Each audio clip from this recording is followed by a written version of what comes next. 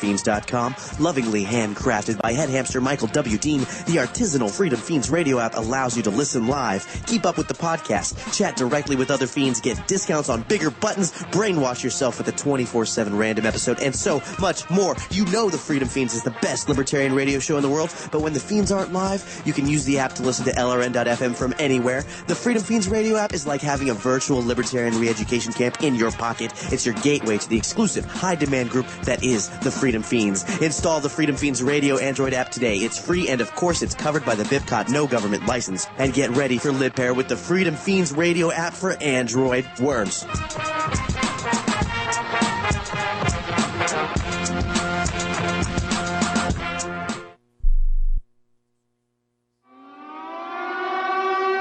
December 7th, 1941. So the protection of life, liberty, and property is what the Free State Project is all about. But it's an effort to move 20,000 people who understand. It's about demonstrating to the entire country that, yeah, we can have a free market, a truly free market. Making it just a freer, great place to live. It's the world's largest voluntarist libertarian community, and it's only getting bigger. That's amazing, to be able to move to a place where other people passionately believe in being free and independent. What the Free State Project is managing to do, though, is to put their money where their mouth is. It's physically getting up across the country and saying, let's go someplace and let's demonstrate the power of these ideas. There's a lot of kind of philosophy that surrounds liberty. There's a lot of thinking about it and talking about it. But here in New Hampshire, people are doing it. 101 Reasons Liberty Lives in New Hampshire, a documentary by Free State Project Early Movers. Watch it free at 101reasonsfilm.com. 101reasonsfilm.com. You're 6 minutes away from a live episode of Free Talk Live, brought to you by freekeen.com. Listen live at freetalklive.com. From Keene in the Shire, the Liberty Media capital of the world, this is Darryl W. Perry, host of FPP Radio News for Thursday, March 31st, 2016. Silver is trading at $15.39 per ounce. Gold is valued at $1,234 per ounce. And according to BitcoinAverage.com, the average price of Bitcoin is $418.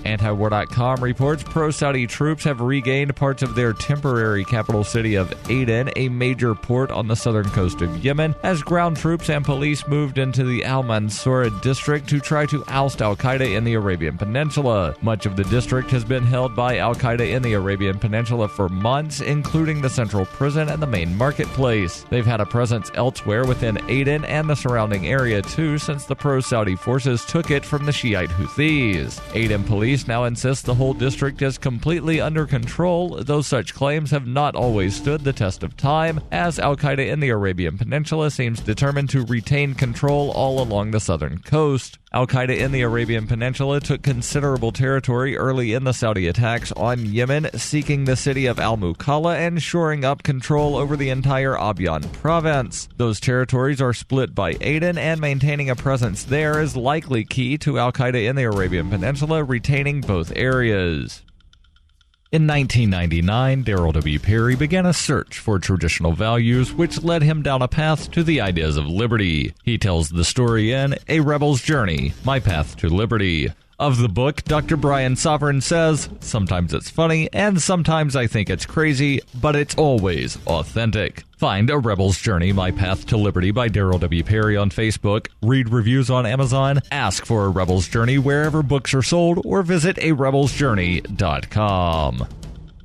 UPI reports the White House announced on Wednesday that President Barack Obama has commuted more prison sentences in the United States than the past 6 presidents did, combined due to what it called outdated or unjustly harsh sentences imposed by criminal courts. Obama granted commuted sentences to 61 additional prisoners on Wednesday, bringing his total so far to 248. The White House said that more than a third of those cases, 92, involved life sentences. Obama's tally far outweighs the combined assigned number 139, granted by the previous 6 U.S. presidents combined. George W. Bush commuted 11 sentences, Bill Clinton commuted 61. George H.W. Bush commuted 3, Ronald Reagan 13, Jimmy Carter 29, and Gerald Ford commuted 22. Obama wrote in a letter to those who received clemency on Wednesday, "The power to grant pardons and commutations embodies the basic belief in our democracy that people deserve a second chance after having made a mistake in their lives that led to a conviction under our laws." The president met with several past commutation recipients at the White House on Wednesday before taking them to lunch at a Washington, D.C. restaurant, and said the former inmates are personifications of what people can do with a second chance. The ex-prisoners also spoke of their personal trials and re-entry into society.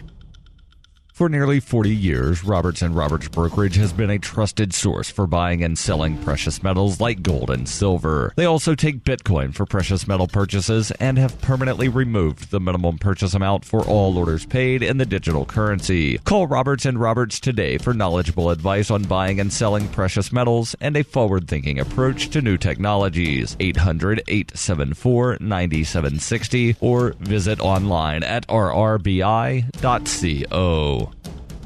Reuters reports the FBI may be allowed to withhold information about how it broke into an iPhone belonging to a suspected gunman in the December San Bernardino shootings, despite a U.S. government policy of disclosing technology security flaws discovered by federal agencies. Under the U.S. Vulnerabilities Equities process, the government is supposed to err in favor of disclosing security issues so companies can devise fixes to protect data. The policy has exceptions for law enforcement, and there are no hard rules about when and how it must be applied.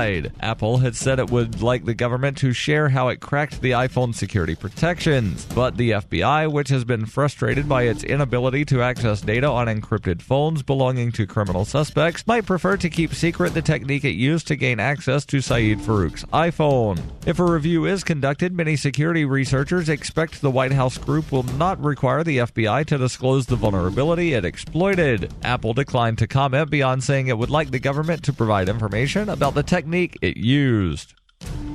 This has been FPP Radio News, online at fppradio.com.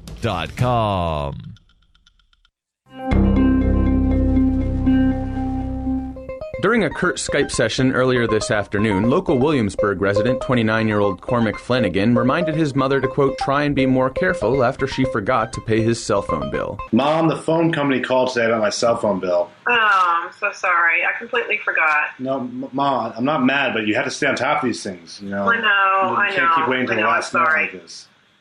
Well, I don't want to have to keep reminding you every month. You know, I need my phone. I use it every day. I need my phone. I'm constantly using it. I'm so bad. I'm really sorry. I'll get on it today. All right, you know, just so you know, this really easy thing you can do. You know, there's this online auto pay. It just deducts from your bank account every month. Yeah, quite easy. I know. Okay. I know. It's fine. Just don't let it become a pattern. You know, I know you can do better than this. Okay, I promise. I'll get on it today. Okay. This is the Onion News Network.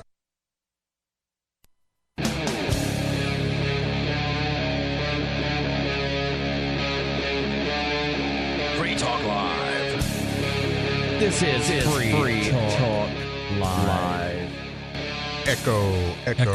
Yeah, I fixed that. I fixed the echo. This is Free Talk Live. In studio tonight, it's Darryl, Chris, and Conan. Why do you always drag it out so much? Like, you could just say, and Conan. Nah. I like it. He's got kind of the Johnny, and here's Johnny. Yeah.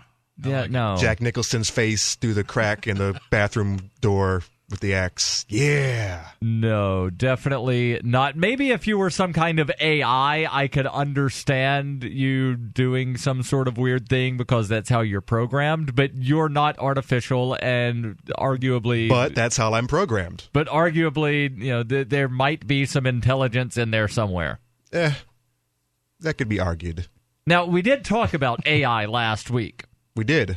We spent a couple of minutes. And there's an update on the AI, where for those of you that did not listen to the show last Thursday when me, Chris, and Conan were on, we talked about this thing that Microsoft created where they attempted to create a AI that simulated a 19-year-old girl on Twitter, and she quickly became racist and posted a bunch of horrible stuff, and Microsoft said, yeah, so that experiment that we had, it was an experiment, and the experiment is over. So they deleted all the tweets. They didn't delete all the tweets. They deleted the bad ones. They deleted some of the tweets, and they inactivated whatever program they had so that Tay could not post horrible things. And then apparently they reanimated her like Dr. Frankenstein's monster. It's alive! But now they've since pulled the plug again. Yep, they were. She was up for one day. That was yesterday. I don't know how many hours. It claims in this article that they accidentally revived her. Yeah. I don't. We didn't mean to. I'm not sure about that, but I think that they had figured they had put enough PC filters in to prevent her from PC being personal computer, to prevent her from the Nazi, anti-Semitic, just. And trying to hook up. Horrible. Tay was trying to hook up with lonely boys out there on the internet. I didn't see That's that. fine. I She didn't was see 19. She was 19. That's past the age of consent. This particular article is over at Ars Technica. Ars Technica. Is that correct? Technica. All right, that makes better sense. Ars Technica. Conan doesn't know how to read, but he's going to attempt to URL do that is on huge. the radio. Yeah, Microsoft today accidentally reactivated Tay, its Hitler-loving Twitter chatbot, only to be forced to kill her off the second time in a week. Tay went on Did they kill her in a gas chamber? Tay went on a spam tirade and then quickly fell silent again. TechCrunch reported this morning most of the new messages from the millennial mimicking characters simply read, "You are too fast." And I saw that. That's pretty much the only one I saw. Is she just was spamming everyone with, "You are too fast, please try again," or but other tweets including swear words and apparently apologetic phrases such as, "I blame it on the alcohol." Hold on. So the 19-year-old artificial intelligence apparently is getting drunk illegally. Well, if it's can they arrest artificial intelligence for breaking the law? So, like, it's illegal for someone under the age of 21 to consume alcohol, but we've got this 19-year-old robot claiming to have consumed alcohol. But if it's not real, that's never stopped the feds from arresting anybody before. The parents, the programmers would be liable for the actions of the child. The new tirade reportedly began around 3 a.m. Tay's account with 95,000 tweets and her 213,000 followers is now marked private. Tay remains offline while we make adjustments, Microsoft told several media outlets today. As part of the testing, she was inadvertently activated on Twitter for a brief period of time.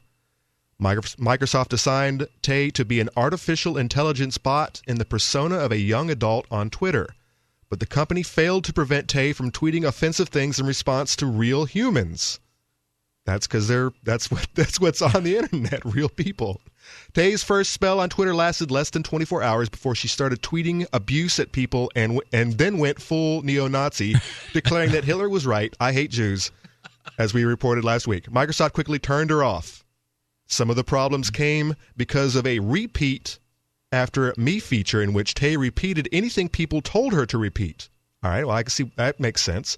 But Speaking of people that repeat anything that they are basically told to repeat, like monkeys, Donald Trump, parrots. No, Donald Trump will basically say anything.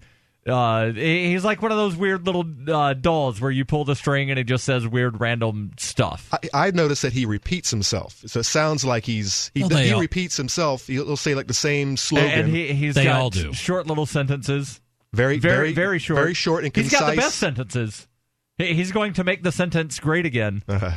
Speaking of Donald Trump, we've got a caller who wants to talk about Donald Trump. And, of course, you can call in, whether it be Trump, Tay, anything that's on your mind, 855-450-FREE.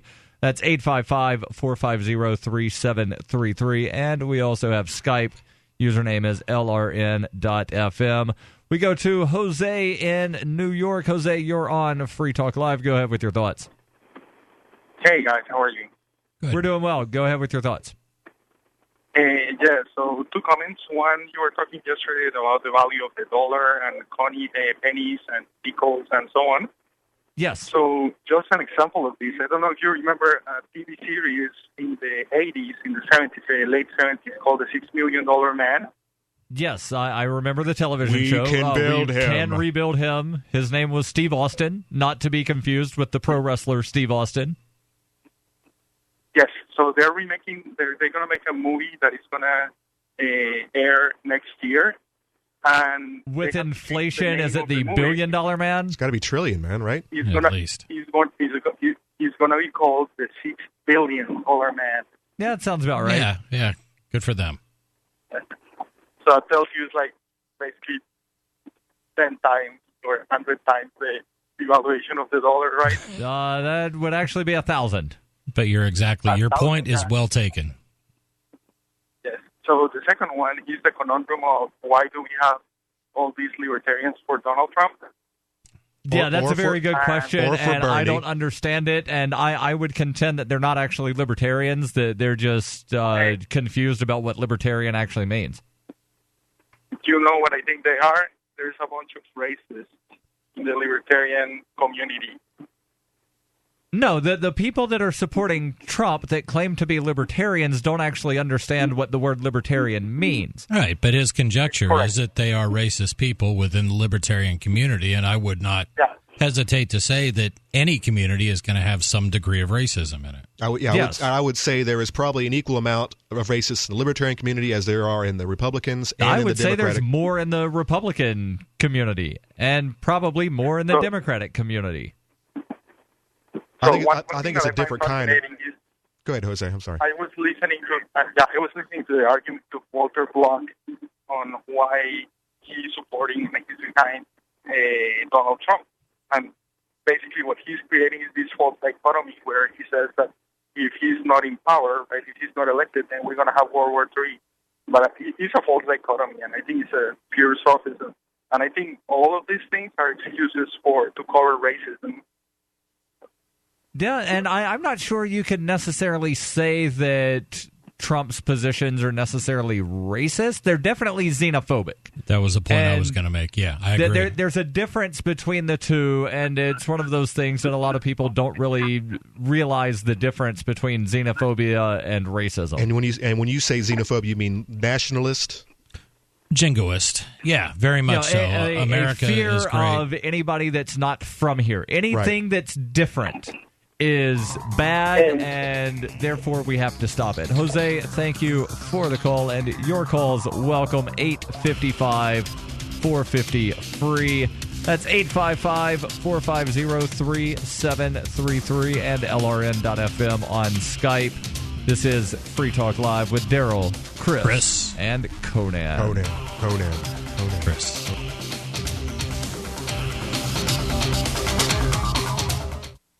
Have you ever thought you'd like to flip houses but didn't know how or where to get the money? Are you ready to be your own boss so you can start living the good life? Hi, I'm Preston Ely. I used to be so broke. I had my electricity turned off 9 times, but I figured out a way to quit my job and find financial freedom in real estate. For a limited time, I want to send you a free copy of my smash hit selling book, How to Get Rich in Real Estate. It shows you how to copy exactly what I did so you can make money from the comfort of your own home without even doing any manual labor. I've already given away 5,000 books and they're going fast. To get one before they're gone, call 1-800-960-3494.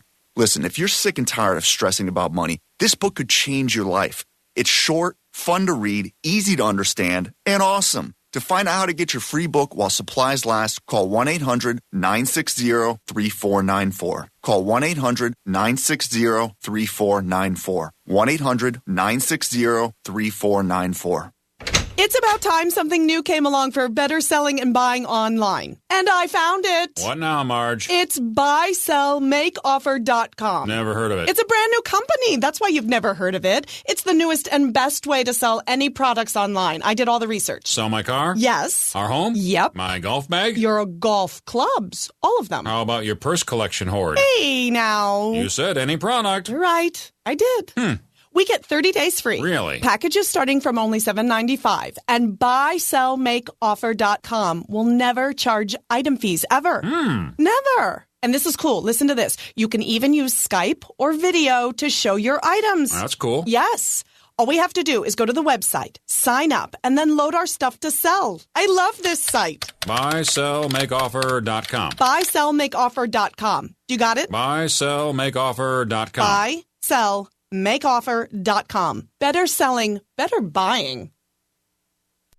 If you're looking for work, it's a process of elimination, and you're trying not to be eliminated. So here's a tip for making the cut, and this might seem subtle, but to the person interviewing you, it's not.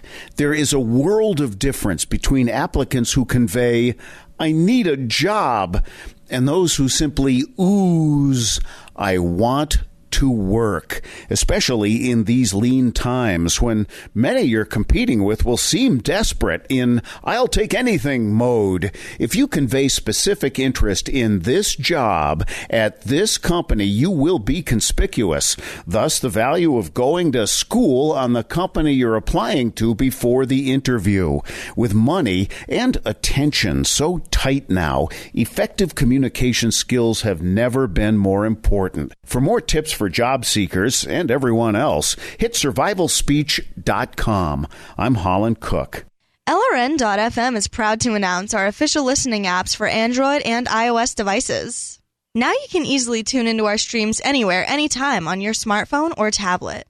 Just visit apps.lrn.fm or search for LRN.FM in the Android or Apple app stores.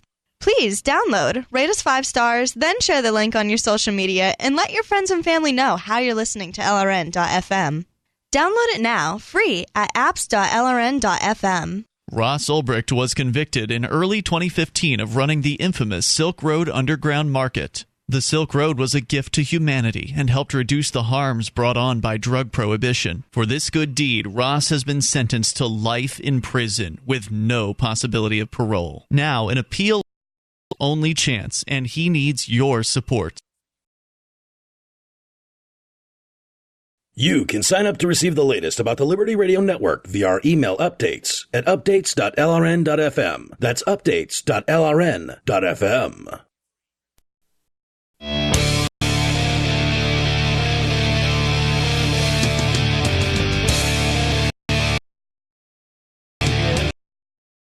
Five 55 450 free. That's 855-450-3733. It's the total line. You're in .fm. If you're not already connected with us on Skype, send over a friend request, and then you'll be able to call in, as David has done. David calling in from Keene, New Hampshire. David, you're on Free Talk Live. Go ahead with your thoughts. Hi, gentlemen. I'm looking at the Libertarian Party debate that's going to happen tomorrow on April Fool's Day. But April Fool's, Darryl isn't going to be able to go. Are you going, Darryl? David, it was recorded on Tuesday, and it will be airing on Fox Business tomorrow. And I was not invited. The only 3 people that were invited were Austin Peterson, who used to work at Fox Business News, John McAfee, and Gary Johnson were the 3 candidates that were invited. Well, that's sort of disappointing, I think. We need better ideas in there than them guys. Anyway, that's all I had to say. Thanks for taking my call. All right, thank you, David. Yeah, they have a libertarian debate. And I guess it's, what is this? They're claiming it's the first televised on... They're claiming it's the first televised debate, which is not true, because C-SPAN has been televising Libertarian Party presidential debates since 1991. Mm-hmm. Yeah, but no one knows that is. But everyone knows that Fox, everybody everyone knows that has Fox cable is, right? has C-SPAN. But what's a C-SPAN? What is it? What is that? What does it even stand for? What is that? C-SPAN, I don't know what the initials stand for, but C-SPAN is that channel that carries all of the House of Representatives stuff. We're just messing with you. But everybody with basic cable has C-SPAN. I think it is absolutely wretched that they have these three big-name guys on this program, and they don't have the one I would say they've got libertarian two on. big names within the Liberty community, and then Austin Peterson. You got Petty Pedersen, you've got I Can Climb a Mountain Johnson, and you got This Is a Gun to My Head McAfee. Bunch of knuckleheads. What I'm most disappointed in is just it's missing one of the core discussions about libertarianism, which is, do we have a role for government? And it's the anarchist view, which I think Darryl would be very good at presenting. And it's sad because everybody who tunes in is just not going to get that aspect of it at all. And I think it's a really important message for people to get. Whether you agree or disagree, it's an important one for you to be knowledgeable about. True, and there are several debates that have happened that have been published on YouTube at various state conventions, and there's several more that are going to happen between now and Memorial Day, which is when the Libertarian Party selects its presidential nominee. Yeah, and I think as we talk about it, it's important to keep in mind with the advent of online media and things like that, just because something's on television on a business channel does not mean that it's necessarily going to reach more people than all these different debates that have been published online and been shared through social media. But the quality is going to be there. It's going to be superb quality. Well, that's all well and good. Did you watch the debate out of Pennsylvania? I did, and it was the best one. But a lot of people, I think, got turned off from especially the Biloxi because debate. The live stream, they watched a live stream on webcams, which is what we have in the studio. I think are a lot less superior in quality. They're inferior vastly. We all to and I wish it had never been published. Yeah, because people got turned off from it, and then they don't want it. They don't have time to watch the good one now. Don't blame me. I had nothing to do with the live stream, but I've had people tell me like, Darryl, I was going to watch it, but I've not watched any of them because of that, and I can't believe how horrible it was. And I'm like, I had nothing to do with the live stream. Well, the nice thing is as technology advances, these things will look more professional, and they will look better, and that'll keep building up. And we can rebuild it. We have the technology. Absolutely. And we will call it the $6 million presidential debate at some point, and then inflation will hit, and it'll be the $6 billion presidential debate.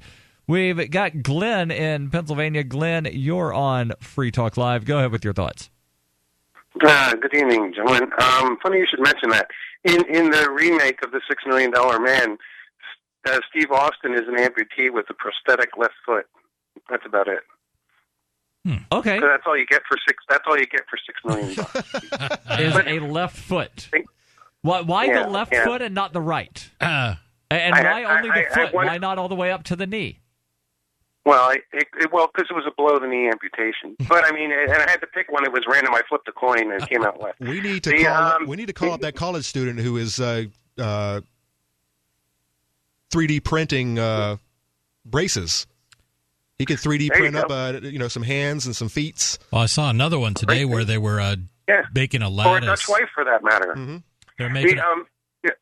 Go ahead. Go ahead. Sorry. Well, okay.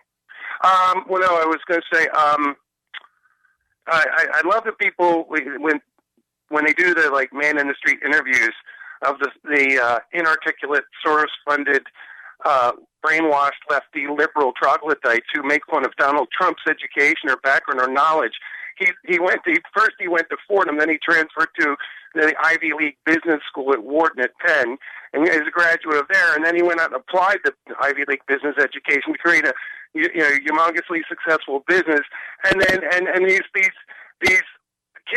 inarticulate, ineloquent, buffoons, he's dumb, he doesn't know nothing. And they can't even say, do you want fries with that? They don't even, it's just pathetic. These people who've achieved nothing, making fun of an Ivy League grad with a tremendous success under his belt. Well, and I would contend that Donald Trump would not have anywhere near as much success as he's had if he had not been lobbying government to use eminent domain to give him property.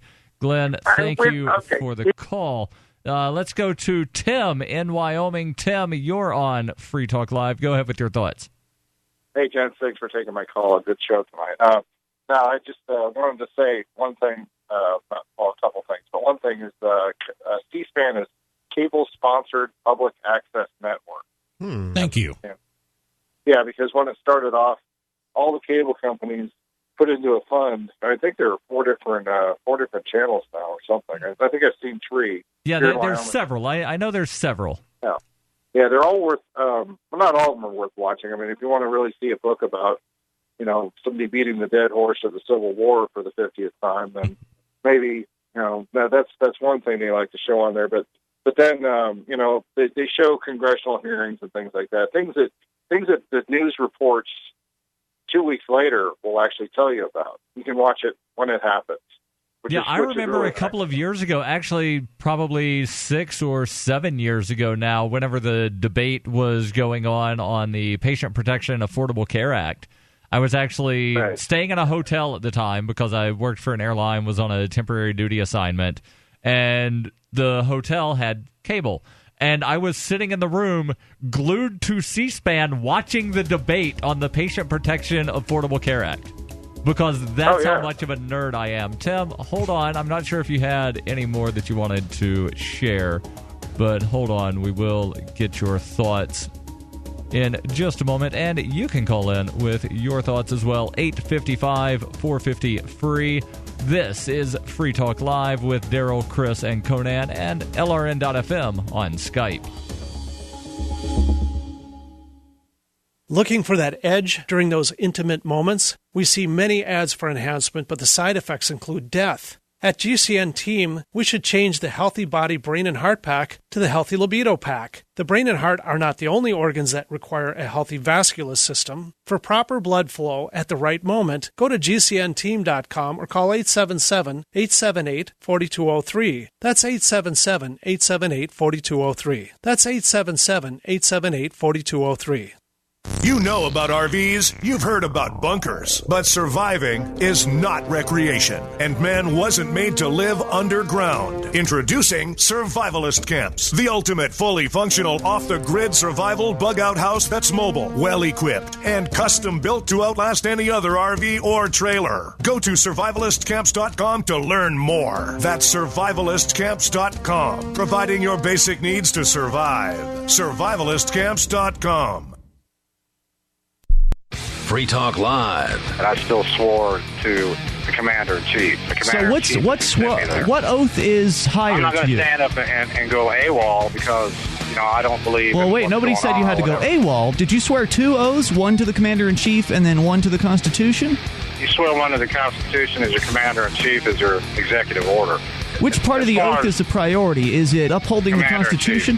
Well, so whatever the Commander-in-Chief says is what goes. It that doesn't sounds like matter, a cult of personality to me. It doesn't matter if it's unconstitutional. This is a nation of laws, supposedly, I was told, and since the Constitution's the highest law in the land, if the Commander-in-Chief violates that piece of paper, then you should, as a person who swore an oath to that Constitution, go in there and arrest him. Okay, well, you're making sense. Yeah, I'm trying. Free Talk Live, 7 nights a week from 7 to 10 Eastern, live on the Liberty Radio Network at LRN.FM. So you've signed the Shire Society Declaration and are planning your move to New Hampshire to be around more liberty-oriented people. Next, sign up for the Shire Society Forum at forum.shiresociety.com. There are a bunch of people there who are already in the Shire, and they want to meet you. If you're already in the Shire physically, you should also come by the forums. Remember, not everyone uses Facebook. New people are signing up for the Shire Society Forum every month, so drop in and say hello at forum.shiresociety.com. Free Talk Live has partnered with Amazon, the largest internet retailer. Imagine a department store category, and Amazon has it. Books, electronics, office products, furniture, jewelry, automotive, toys, clothing, sporting goods, and dozens of other categories. Now you can shop and support Free Talk Live by entering Amazon through our website. Go to shop.freetalklive.com, and Amazon will send us a portion of your purchase. You're going to do the shopping anyway, so remember to enter through our site at shop.freetalklive.com. That's shop.freetalklive.com. I've been told no in many different ways. I give you an order and you're going to obey it. George, you can go this way. You can do that and you have to leave here. You cannot bring signs into the rally. Walk with me. Well, I'm comfortable here, actually. Whoa. Hey. Who do you think you are? Excuse me. There is no video and audio allowed in this office. No, I have work today. You ain't going to make it. Wait a minute. Hey! Oh my God! Unbelievable! Why are you running from me? Because you scared me. What am I being detained for? You're being served. What is this? You're being served. What is this? Bureaucrats have a funny way of telling people no. That's the sound of the men working on the chain. Derek J's Victimless Crime Spree. Watch it for free and order the Director's Cut DVD at victimlesscrimespree.com. What's up next? Visit the Liberty Radio Network program guide to find out at shows.lrn.fm. That's shows.lrn.fm.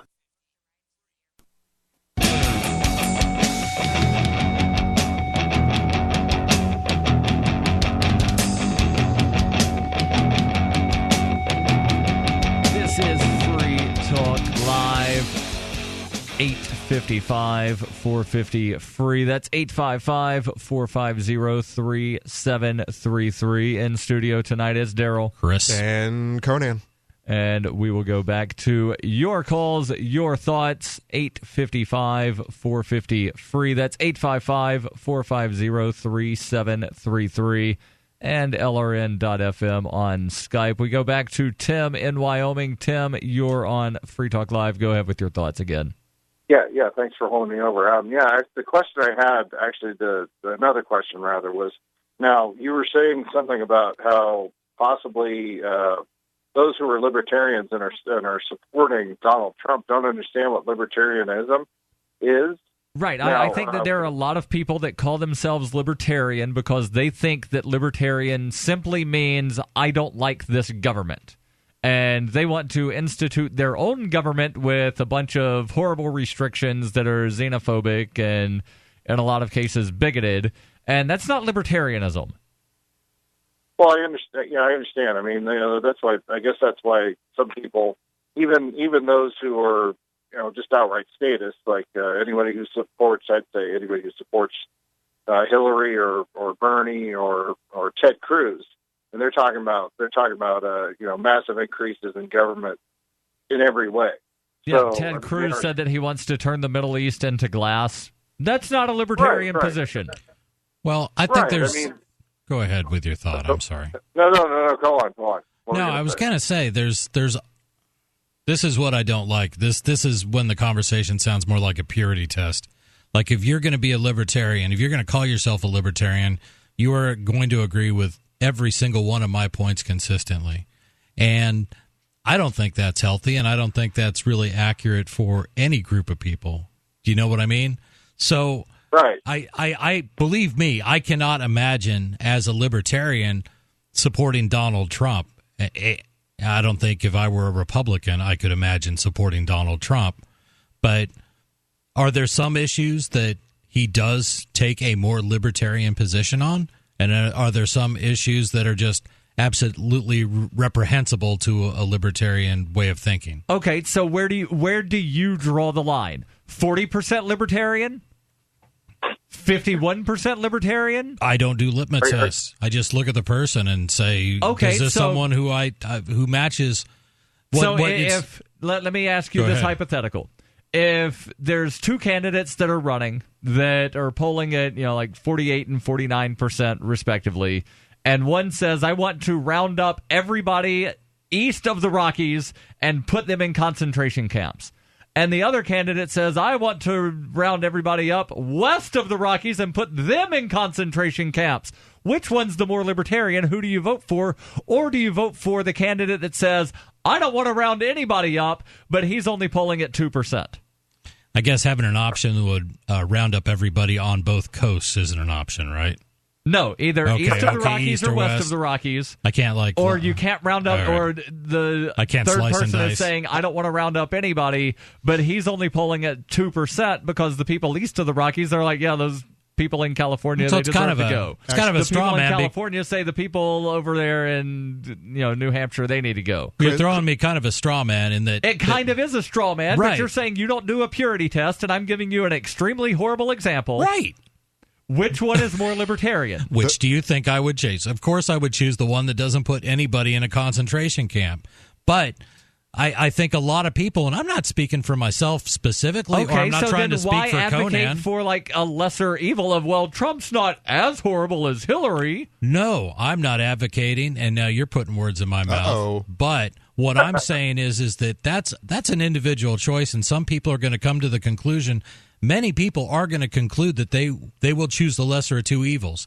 Me, when I get in there this election cycle, there's going to be blanks. If there's other things to vote for, I might vote for those. But as far as the presidency goes, unless I can choose a libertarian or I can write one in, I'll write one in. We do have the write-in option here in New Hampshire. But that's what I'll do. I'm not going to choose the lesser of two evils. I'm done with that.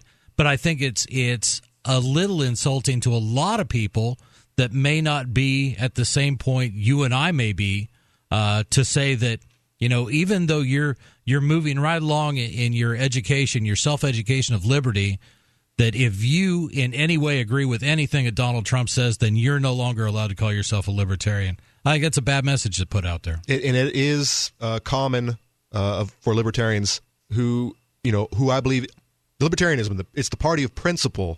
Yes. They have a bad habit of throwing people off of the wagon prematurely, and well, there are people within the Libertarian Party right now that are wanting to throw me out of the party because I'm advocating consistent libertarian ideology. Because they want those votes. They're trying to reach the people. They're trying to convince everybody. Huge independent wave in this country at the moment. There are some people within the Libertarian Party that are trying to convince everybody that if you agree with us on one issue, then you're a libertarian. It doesn't matter if we agree for completely different reasons and you disagree on every other issue. If you agree on one thing, then come to the Libertarian Party. And that's what they call the Big Tent Libertarian Party. And I am absolutely opposed to a Big Tent Libertarian Party. Okay. I'm supportive of a big tent libertarian community, but I'm not supportive of a big tent libertarian party. Okay, if we were to adhere to your theory, then I would never be sitting here. Because when I started out, I was about 50-60% along with the Ron Paul thing. Mm-hmm. And there were just some things that Ron Paul was talking about that I'm like, there is no way I am ever going to be able to stomach this. What do you mean we can't go to war? We have to go to war. Mm-hmm. Hold on, Chris. I think you misunderstood what I said. I said I'm in favor of a big tent libertarian community, but not a big tent libertarian party. There's a big, huge difference between the two. And let's go back to Tim and get Tim's thoughts. Tim, go ahead. Bring some reason to us. I thought I was forgotten there, but that's okay. Now, I was about to say the last thing I want to say is, you're saying, I think if I understand right, the big tent libertarian community would mean all stripes, so to speak, from the smallest level libertarian all the way to the maximum level. But the main question I had, and I'm going to actually have to get to doing something really quick, so I've got to get off the phone here. I just want to make one last comment. Go ahead. If you possibly could explain, just say what the Libertarian Party principles, because you say the party of principle, all parties, no matter what they are, have principles. Maybe the principles are incorrect as far as you're concerned, but when you say the party of principle, you have to actually qualify that by, proper principles. You have to say, you can't say principled. Okay, well, I can be principled and say that I hate cats and I want to kick them across the street every time I see them, and if somebody else says, oh, that's disgusting, and I think that your party has terrible principles because that's the principle of your party. Well, that's what I say. That's because you disagree with the party principles of my party. Well, the principles of the Republican Party are we're not Democrats. The principles of the Democratic Party is we're not Republicans. The principle of the Libertarian Party is liberty. There's an actual principle that guides the decision-making other than we're just going to disagree with this other group of people. Tim, thank you for the call. Let's go to, I think this might be Ralph, but it says Rob in New Jersey. You're on Free Talk Live. Go ahead with your thoughts. Yeah. How are you guys doing? We're doing good. Go ahead with your thoughts, Ralph. Okay.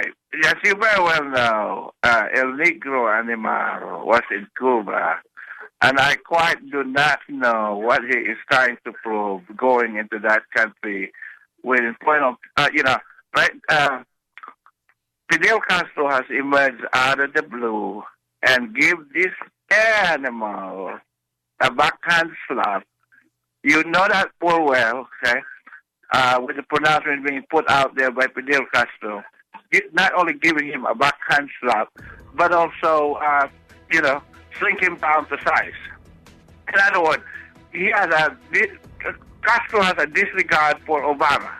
That I can tell from the statement. Ralph, hold on. We'll bring you back. We'll let you make your point. And I want to find out if you think that relations should be normalized with Cuba. Why or why not?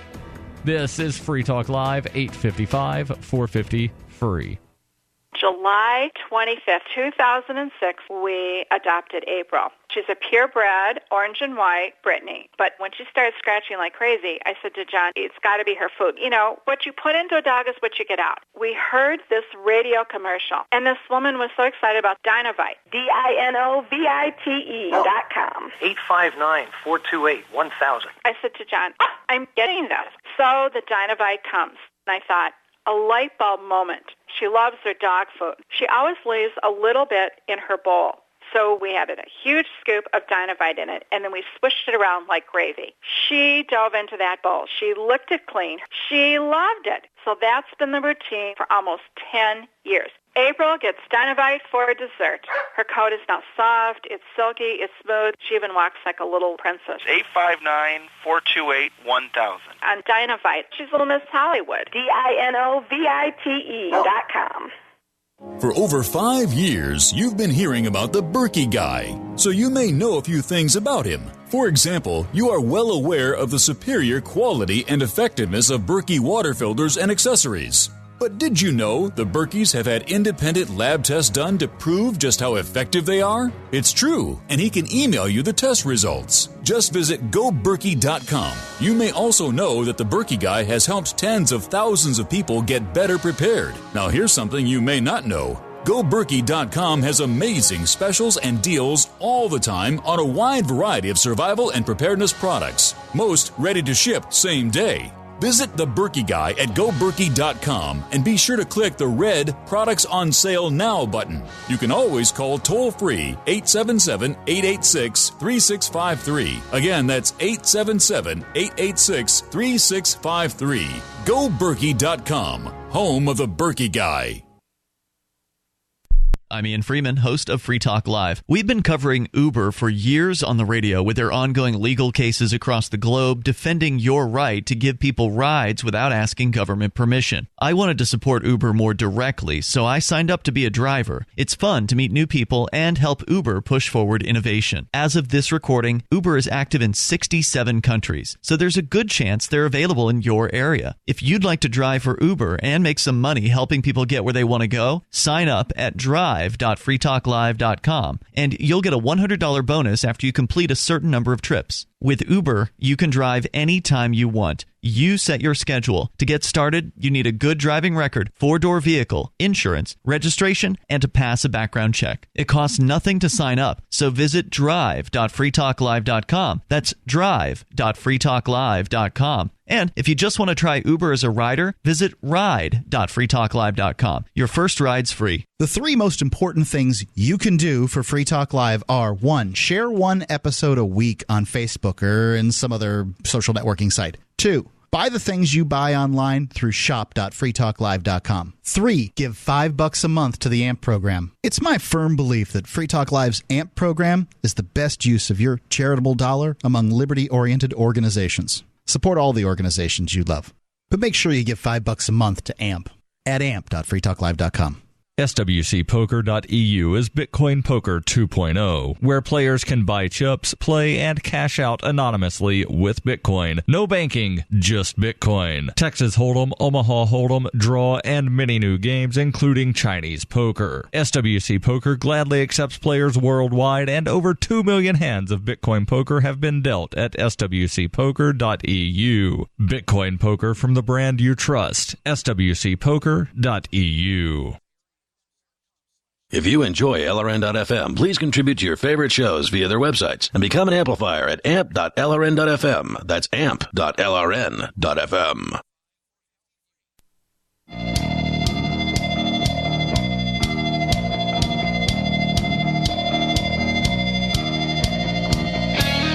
This is Free Talk Live, 855-450-FREE. That's 855-450-3733. We'll get back to your calls in just a moment. But you like saving money, right? Well, when you shop online, as you probably do, how would you like to save 20% or more on things that you are going to buy anyway? You can do that when you save at Purse. Go to saveatpurse.com. And some people will say the catch is you have to use Bitcoin, but I look at it as I get to use Bitcoin and save money on things that I was going to buy through Amazon.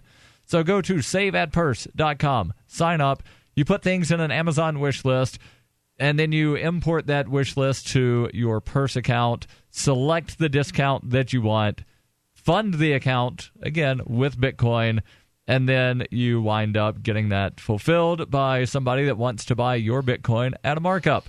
Go to saveatpurse.com, and Free Talk Live gets a small little thank you for sending customers to Purse. Let's go back to Ralph in New Jersey. Ralph, so you're not happy that Obama went to Cuba to try to normalize relations a little bit with Cuba. Is it that you're upset that relations are being normalized with Cuba, that there's an attempt to normalize relations with Cuba, or are you upset that it's Obama that's doing it? It's not only me that is unhappy about this, what this right, man no, Obama I didn't say that you're the only person that's upset about it, but you're the person that's on the telephone with us right now, so I'm asking you your opinions and trying to find out why you're upset. Okay. I should also point out that Castro, in that remark that he put out, the pronouncement that he put out, vis-a-vis the visit by Obama to Cuba, put Obama down, okay? But your question would be answered in the form of a question, okay? Do you believe that at this point in time, Cuba is an example of a pre-state project? By pre-state project, I never said that Cuba was an example of any kind of free society, but keeping embargoes against people does not do anything to benefit the people, and it does nothing to harm the government either. If anything, it only harms the people that, some governments are saying, we're trying to help these people by harming their government. Let's apply it to another country then, Iran.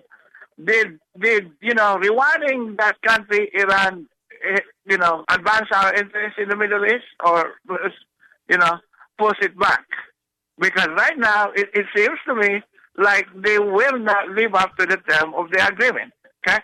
They've lived up to the terms of every agreement that's been signed with them going back at least to the 1980s. Yeah. But now, hold on a second, sir. Wasn't it Obama who said, quote, this is a good deal, this is a very good deal? Well, now, there is an indictment being handed by the Justice Department of Obama against Iranian who's trying to do some hacking with regard to not only a reservoir dam, I believe it is, near New York City, and the financial banking institution in this country. Right, so I'm aware of the charges against the 7 Iranians, and the Iranian government says that those are completely bunk charges. And there's also evidence that it was the U.S. government that actually wound up hacking into some Iranian stuff.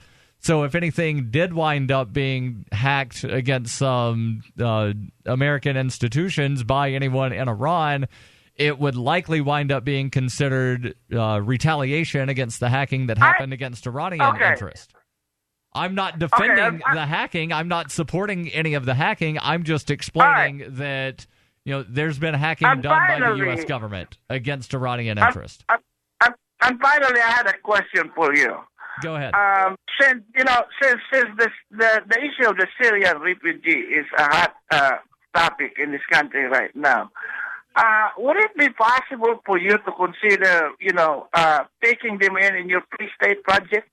And let's see what that will turn out. I love to see that happen. I think some of the refugees might actually wind up coming to New Hampshire. Thank you. Now, the aspect of the refugee program that I oppose, and I believe everybody else in the studio does as well, is the government funding of said refugees. And the government destroying their homes in the first place. Yes.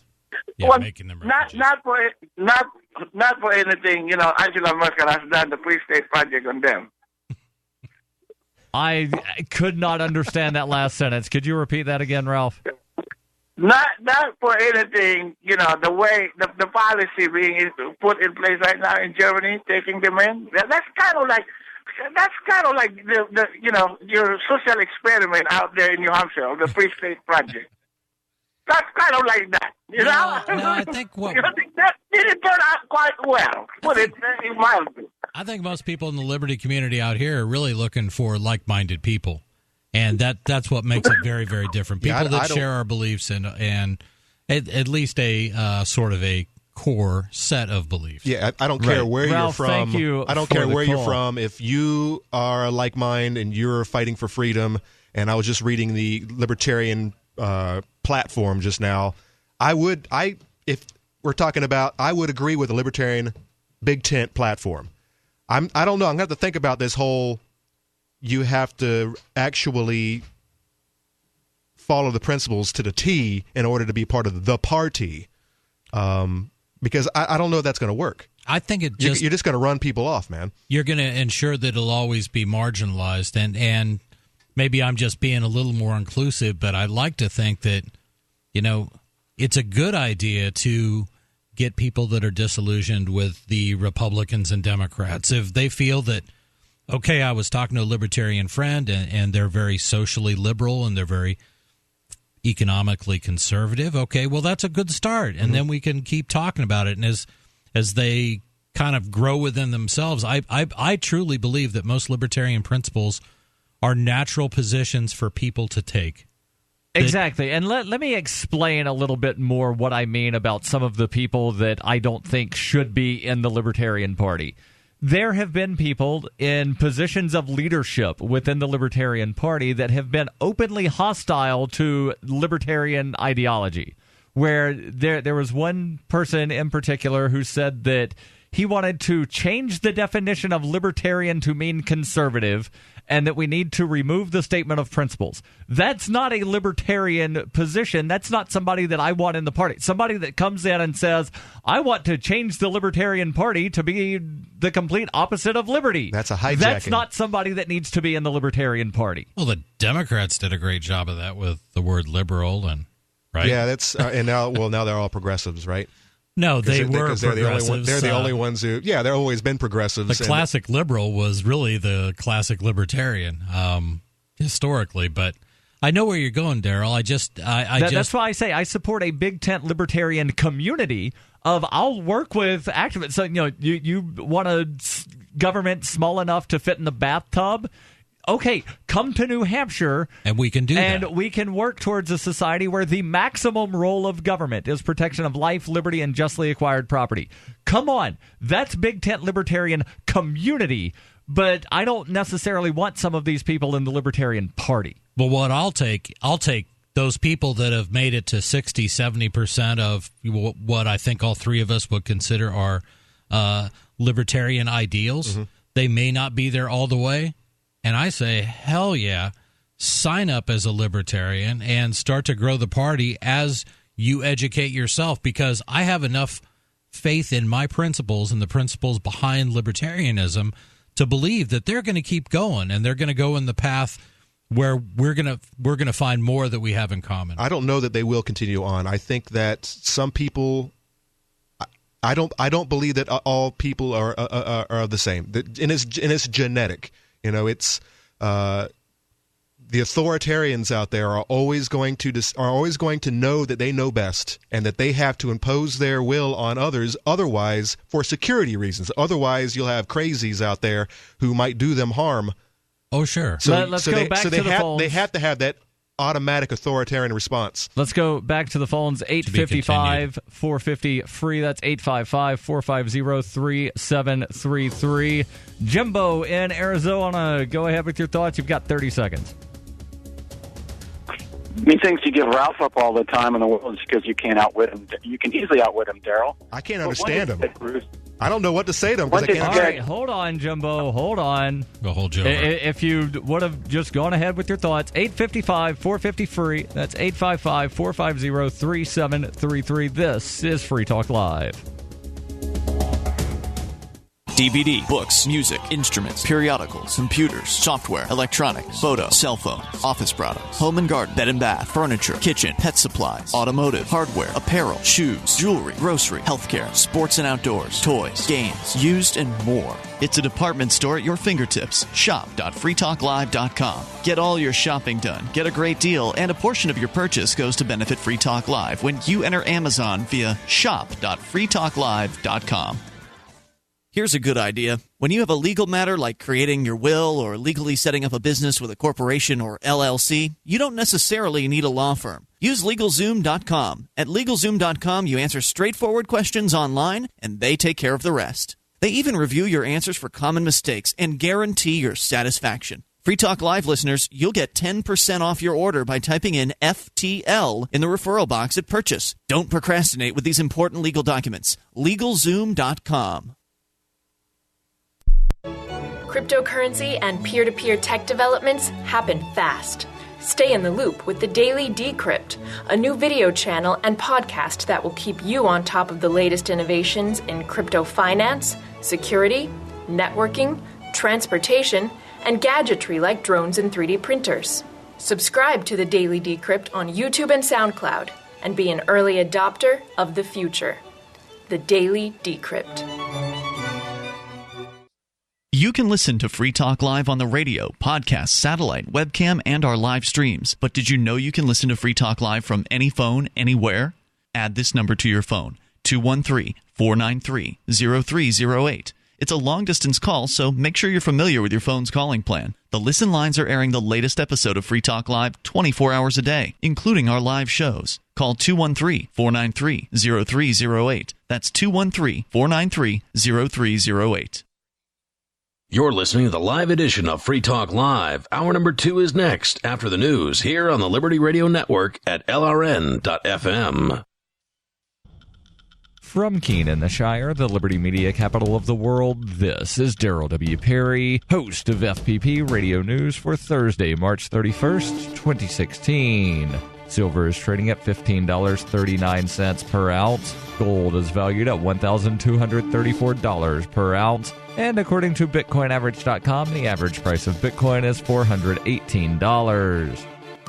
Antiwar.com reports pro-Saudi troops have regained parts of their temporary capital city of Aden, a major port on the southern coast of Yemen, as ground troops and police moved into the Al-Mansoura district to try to oust al-Qaeda in the Arabian Peninsula. Much of the district has been held by al-Qaeda in the Arabian Peninsula for months, including the central prison and the main marketplace. They've had a presence elsewhere within Aden and the surrounding area too since the pro-Saudi forces took it from the Shiite Houthis. Aden police police now insist the whole district is completely under control, though such claims have not always stood the test of time, as Al-Qaeda in the Arabian Peninsula seems determined to retain control all along the southern coast. Al-Qaeda in the Arabian Peninsula took considerable territory early in the Saudi attacks on Yemen, seeking the city of Al-Mukalla and shoring up control over the entire Abyan province. Those territories are split by Aden, and maintaining a presence there is likely key to Al-Qaeda in the Arabian Peninsula retaining both areas. In 1999, Darryl W. Perry began a search for traditional values, which led him down a path to the ideas of liberty. He tells the story in A Rebel's Journey, My Path to Liberty. Of the book, Dr. Brian Sovereign says, sometimes it's funny, and sometimes I think it's crazy, but it's always authentic. Find A Rebel's Journey, My Path to Liberty by Darryl W. Perry on Facebook, read reviews on Amazon, ask for A Rebel's Journey wherever books are sold, or visit arebelsjourney.com. UPI reports the White House announced on Wednesday that President Barack Obama has commuted more prison sentences in the United States than the past 6 presidents did, combined due to what it called outdated or unjustly harsh sentences imposed by criminal courts. Obama granted commuted sentences to 61 additional prisoners on Wednesday, bringing his total so far to 248. The White House said that more than a third of those cases, 92, involved life sentences. Obama's tally far outweighs the combined number 139 granted by the previous 6 U.S. presidents combined. George W. Bush commuted 11 sentences, Bill Clinton commuted 61, George H.W. Bush commuted 3, Ronald Reagan 13, Jimmy Carter 29, and Gerald Ford commuted 22. Obama wrote in a letter to those who received clemency on Wednesday, the power to grant pardons and commutations embodies the basic belief in our democracy that people deserve a second chance after having made a mistake in their lives that led to a conviction under our laws. The president met with several past commutation recipients at the White House on Wednesday before taking them to lunch at a Washington, D.C. restaurant, and said the former inmates are personifications of what people can do with a second chance. The ex-prisoners also spoke of their personal trials and re-entry into society. For nearly 40 years, Roberts & Roberts Brokerage has been a trusted source for buying and selling precious metals like gold and silver. They also take Bitcoin for precious metal purchases and have permanently removed the minimum purchase amount for all orders paid in the digital currency. Call Roberts & Roberts today for knowledgeable advice on buying and selling precious metals and a forward-thinking approach to new technologies. 800-874-9760 or visit online at rrbi.co. Reuters reports the FBI may be allowed to withhold information about how it broke into an iPhone belonging to a suspected gunman in the December San Bernardino shootings, despite a U.S. government policy of disclosing technology security flaws discovered by federal agencies. Under the U.S. Vulnerabilities Equities process, the government is supposed to err in favor of disclosing security issues so companies can devise fixes to protect data. The policy has exceptions for law enforcement, and there are no hard rules about when and how it must be applied. Apple had said it would like the government to share how it cracked the iPhone security protections, but the FBI, which has been frustrated by its inability to access data on encrypted phones belonging to criminal suspects, might prefer to keep secret the technique it used to gain access to Saeed Farouk's iPhone. If a review is conducted, many security researchers expect the White House group will not require the FBI to disclose the vulnerability it exploited. Apple declined to comment beyond saying it would like the government to provide information about the technique it used. This has been FPP Radio News, online at fppradio.com. In addition to creating a Twitter account, Pope Benedict XVI plans to further connect with Christian youth by giving up on Catholicism. Quote, in order to really relate to modern teens, he needs to make religion a much smaller part of his busy life, just like they do. And it's already working. Tweets like, can someone go to church for me, LOL, hashtag sleeping in, have been retweeted over 1 million times by lazy Catholic teens, while tweets like, if God was real, how come there's so much murder, and I'm still Catholic, I just don't go to church or believe in Jesus, have been especially successful with college students who are questioning the church's teaching. It's really cool to see that the Pope is as active on social media and as skeptical about God as I am. Look, he just tweeted, I'm not religious, I'm spiritual.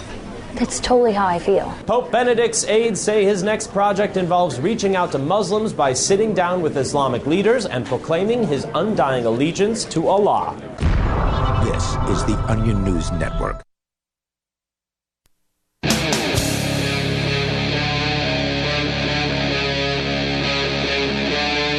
Free Talk Live.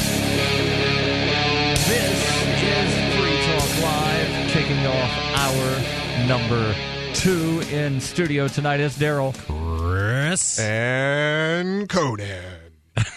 I'm going to strangle puppies if you guys keep doing it. And I'm joking. I'm not actually going to strangle a puppy. I know somebody's going to wind up. Yeah, I mean, you could say you're going to strangle kids, and you're not going to get any remarks. But you say puppies, you throw puppies in there, or kitties. Oh man, Kitties. you're the devil. Yeah. Don't do it. Don't go there. Yeah, I'm joking. I'm not actually going to strangle a puppy.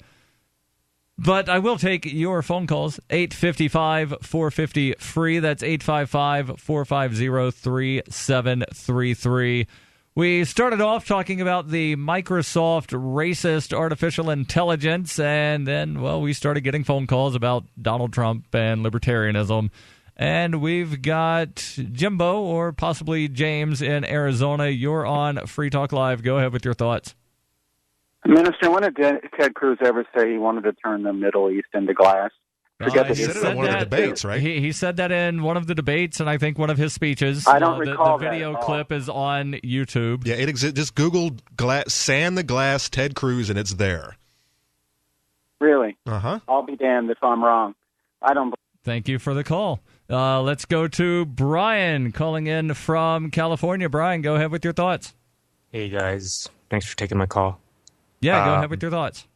Yeah, I just get a kick out of hearing libertarians talk about principles, and sometimes, you know, I like to challenge their quote unquote principles that they adopt or claim to adopt, right? So, I'm assuming that libertarians assume that liberty is an end in itself. Am I correct to say something like that? I think it's the ultimate goal. Okay, so it's an ultimate goal. It's one of the, if not the only primary objective of libertarians, right? Personal liberty. Well, yeah, and I think when you say libertarians, you're generalizing a whole lot of different people. So, for example, my views and Conan's and Darryl's are all different, but we probably share a lot of the same core beliefs, but there's undoubtedly things we're going to disagree on. And we're not going to force each other to agree with each other.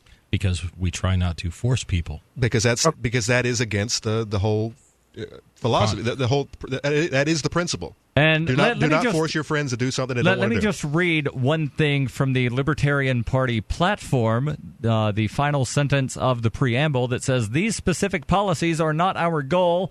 Our goal is nothing more or less than a world set free in our lifetime, and it is to this end that we take these stands." So one of the principles of the Libertarian Party is a world set free in our lifetime. That is the goal.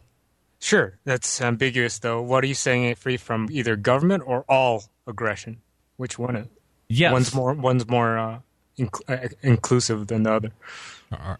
Why is there a difference there? There's a distinct difference, right? I could commit aggression without being a government agent. Right. Or I could that's bad and wrong and should be eliminated, and governments that operate on coercion and threats of coercion should also be eliminated. And if I were free... Okay, let me put some of your principles to the test here, right? So you're claiming that getting rid of all aggression is a primary objective of the libertarian philosophy, or let's just say the people in this room I'm talking to, right? I would hope it would be a primary goal of everybody on Earth. Okay, so let's just say an act of aggression committed by somebody in between us four would make the entire room better off. How would that make the entire room better off? Because value is not subjective, right? So why are you going to commit an act of aggression against one of the three of us in this room?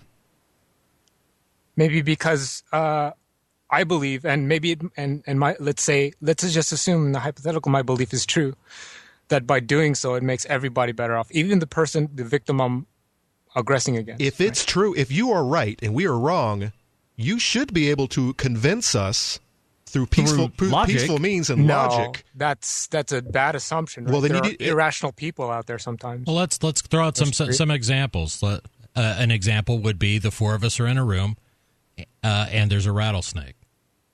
So, I would agree that excessive use of force. And you know that rattlesnakes are poisonous, and the three of us don't. It's just a snake. Well, in either case, if I bring a little violence or a whole lot of violence because I hate rattlesnakes against that rattlesnake, then I have used aggression against something. But here's a better one, because the rattlesnake isn't one of us and it doesn't have thought. What if one of us was poison to the other three?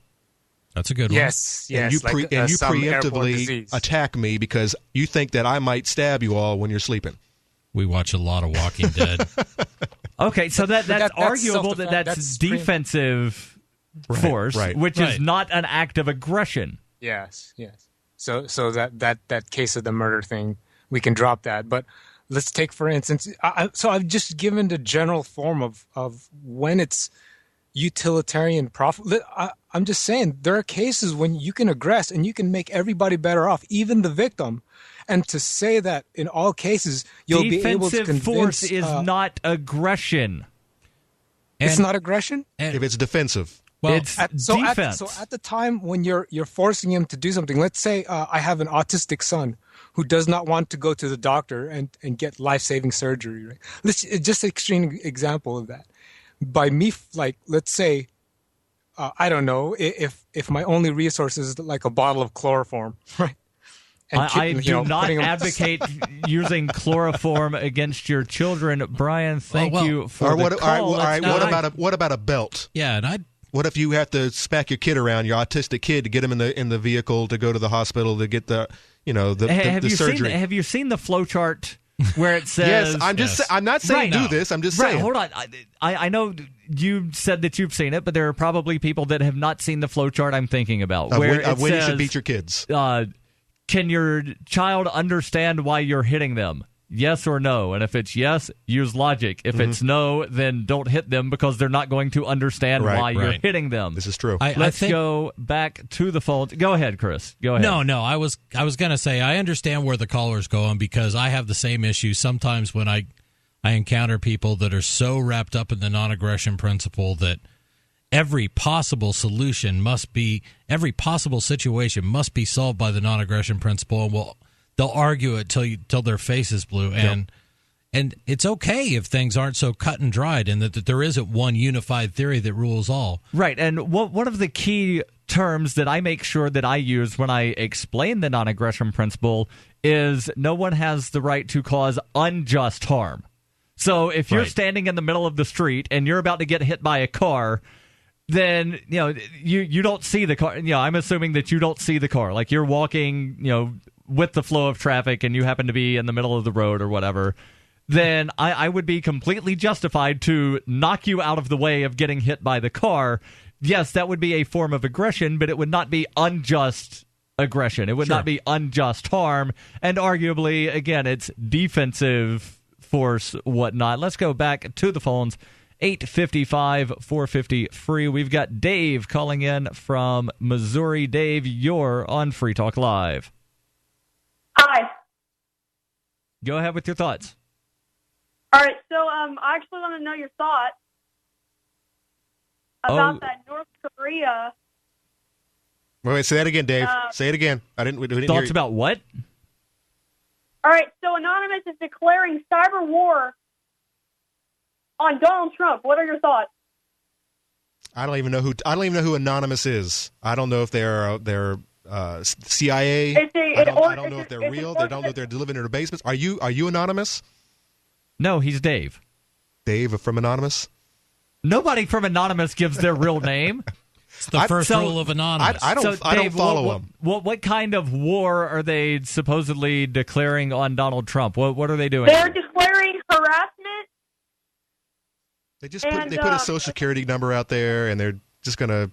No. They said something to his kid. Hold on. Cyber war.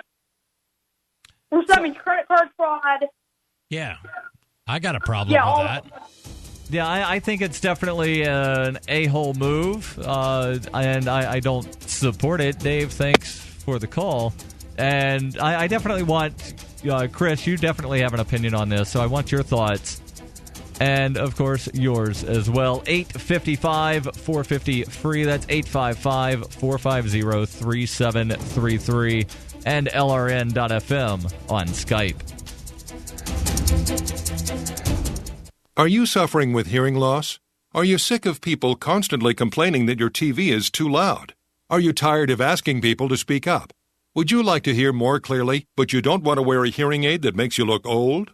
Then you need to try Listen Clear, a life-changing breakthrough precisely designed by top audio engineers to fit your ear almost invisibly. And you can adjust Listen Clear to find the perfect way to hear everything, wherever you are and whatever you're doing. And right now you can try Listen Clear absolutely free, with free shipping. We'll even give you free batteries for life. So call now, 1-800-718-3929. Listen Clear is lightweight and completely hassle-free, and it's practically invisible. Call for your 100% free home trial with free shipping and free batteries for life. For free information, call now. 1-800-718-3929. That's 1-800-718-3929. 1-800-718-3929. Hi, Pat Matthews again. I want to talk to you about selling online. And when I say selling, I'm talking about your home, your car, and even buying a house or a new set of wheels. There's a new kid in town, and that's buysellmakeoffer.com. The revolution has already begun, and I invite you to be a part of it. You see, get in on the ground floor because buysellmakeoffer.com never charges item fees. Can you imagine what the other guys might charge you for selling a car on their site, let alone a house? Well, buysellmakeoffer.com doesn't do that. And you can use Skype and YouTube videos to sell your products, big or small. Go right now to buysellmakeoffer.com and set up your account. For as little as $7.95 per month, you can sell up to 50 items, and they'll give you the first 30 days free just to try it out. Remember, no per item fees. Join the revolution today. buysellmakeoffer.com and tell them Pat Matthews sent you. Free Press Publications is an independent, alternative media and publishing company founded in June 2009 with the mission of ensuring a free press for the freedom movement and is committed to spreading the message of peace, freedom, love, and liberty. FPP also gives new authors an avenue for publishing freedom-oriented material. FPP brings you daily news and commentary on the website fpp.cc, as well as a daily 5-minute newscast, FPP Radio News, and weekly news, views, and commentary in the FPP Freedom Minute and Peace, Love, Liberty Radio at fppradio.com, and the monthly newspaper FPP News at news.fpp.cc. Find FPP online at fpp.cc. That's fpp.cc, as in Creative Commons. Did you know you can watch Free Talk Live during our live show 7 days a week from 7 to 10 p.m. Eastern via our studio cams at cam.freetalklive.com? Plus, you can chat with other listeners while you watch, all totally free. Now that our live video stream is hosted by YouTube, our video archives will be online even faster. So be sure to subscribe to our YouTube channel. Listen, watch, and chat all free at cam.freetalklive.com. That's cam.freetalklive.com. This is your Roberts & Roberts Brokerage Daily Precious Metals Update. In early trading Thursday, gold is $13 higher at $1,238 per ounce. Silver is up 22 cents at $15.50 per ounce. Bitcoin is trading at $414 US. Silver and gold are both making a comeback after yesterday's profit-taking. Whether you are buying or selling, give us a call at 800-874-9760 or visit us online at rrbi.co. You can watch the LRN Studio Cam and chat with other listeners anytime at cam.lrn.fm. That's cam.lrn.fm.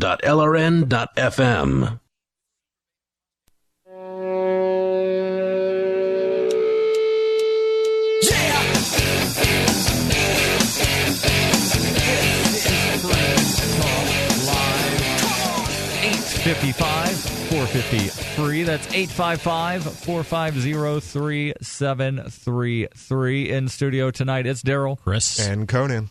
And wow, I'm glad you actually said your name normally. Thank you very much.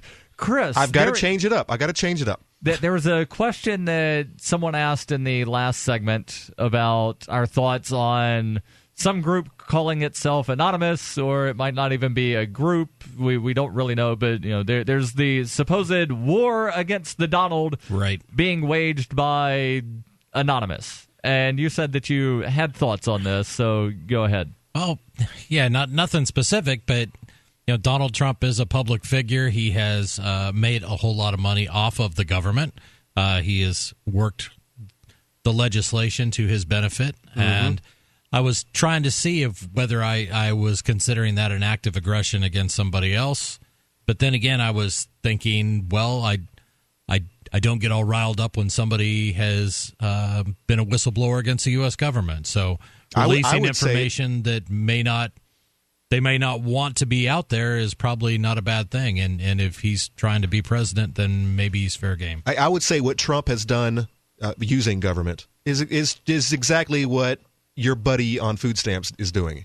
It's a service that you may not agree with, and I don't, and I want to be done with it. But it's a service, and any good businessman is going to take advantage of all of the options available as far as making money for his companies. True, it's just and honest. this is the whole lobbying argument. I mean, if we spend this much money actually perfecting a product, getting it out there, versus this much where we can just send some yahoos to D.C. to lobby for subsidies or more benefits from the people. Or send people to the state level and have them lobby to say, hey, make sure that people have to buy our product. Yeah. Make sure that people have to use our product. Or someone who has a monopoly in any system, any department, trying to oust the little guys by creating legislation that makes it hard for the little guy to get out there and sell his own product. And here's where I do applaud Bernie, and I applaud a lot of his supporters who at least are waking up to this fact that the amount of money spent on corporate welfare far exceeds the amount spent on personal welfare. And and they're both anti-liberty. I can't stand the thought of either one, but hey, if we took on that first, that would be huge. So we need to create more government to take on government. It's big corporations who use government to better themselves, so we need to increase the size of government that corporations are using to better themselves. Yeah, it's that weird cyclical sort of thing, and it never ends well. Something else that's not really ended well is that FBI versus Apple debacle, where the FBI has now said, we got into the phone, but Apple, we're not going to tell you how. They probably never locked it in the first place. No, Apple or the FBI was the ones that had reset the password. Yeah, I know, but the first place. They were done with that phone. They got all the information they needed off of it. They probably said they locked it because they had some other phones that they really wanted open that they can't get open. The whole San Bernardino phone. He's going conspiracy. It's a whole scam. Conan has jumped the conspiracy shark. Maybe the shark doesn't exist. Is there actually a shark that Conan could leap over? The San Bernardino locking phone is a very reasonable conspiracy. There are no sharks, but there is Mike in Oregon. And Mike, you're on Free Talk Live. Go ahead with your thoughts. Hey, guys. So what I want to talk about tonight was just what you guys were talking about with the FBI hacking into the iPhone. Now, I see this as a good thing and a bad thing. A good thing is, I should say a bad thing is the FBI got into the phone, right?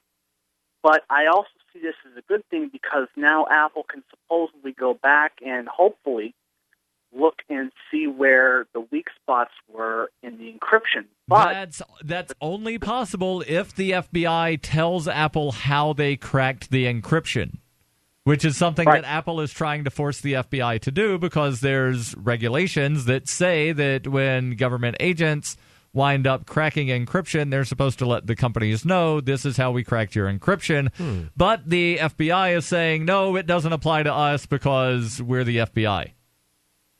Right. And that's what I was going to say. Like, how are they supposed to tighten their encryption if the FBI is not going to say, because before they were the FBI was at the mercy of Apple, saying, "Hey, we need you to help us get into this phone."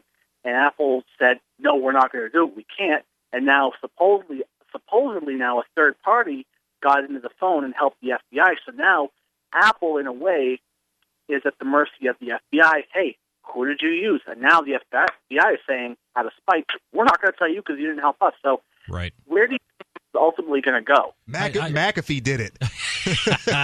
I don't think he did. Yeah, I think the point that you're making is exactly the argument that I've been making, that this is not about that phone, and Conan does it, except he does it in a much more comical, conspiracy theory way. But I don't think that's really what it's all about. What they are trying to do is the government is trying to shut down any encryption that they can't read.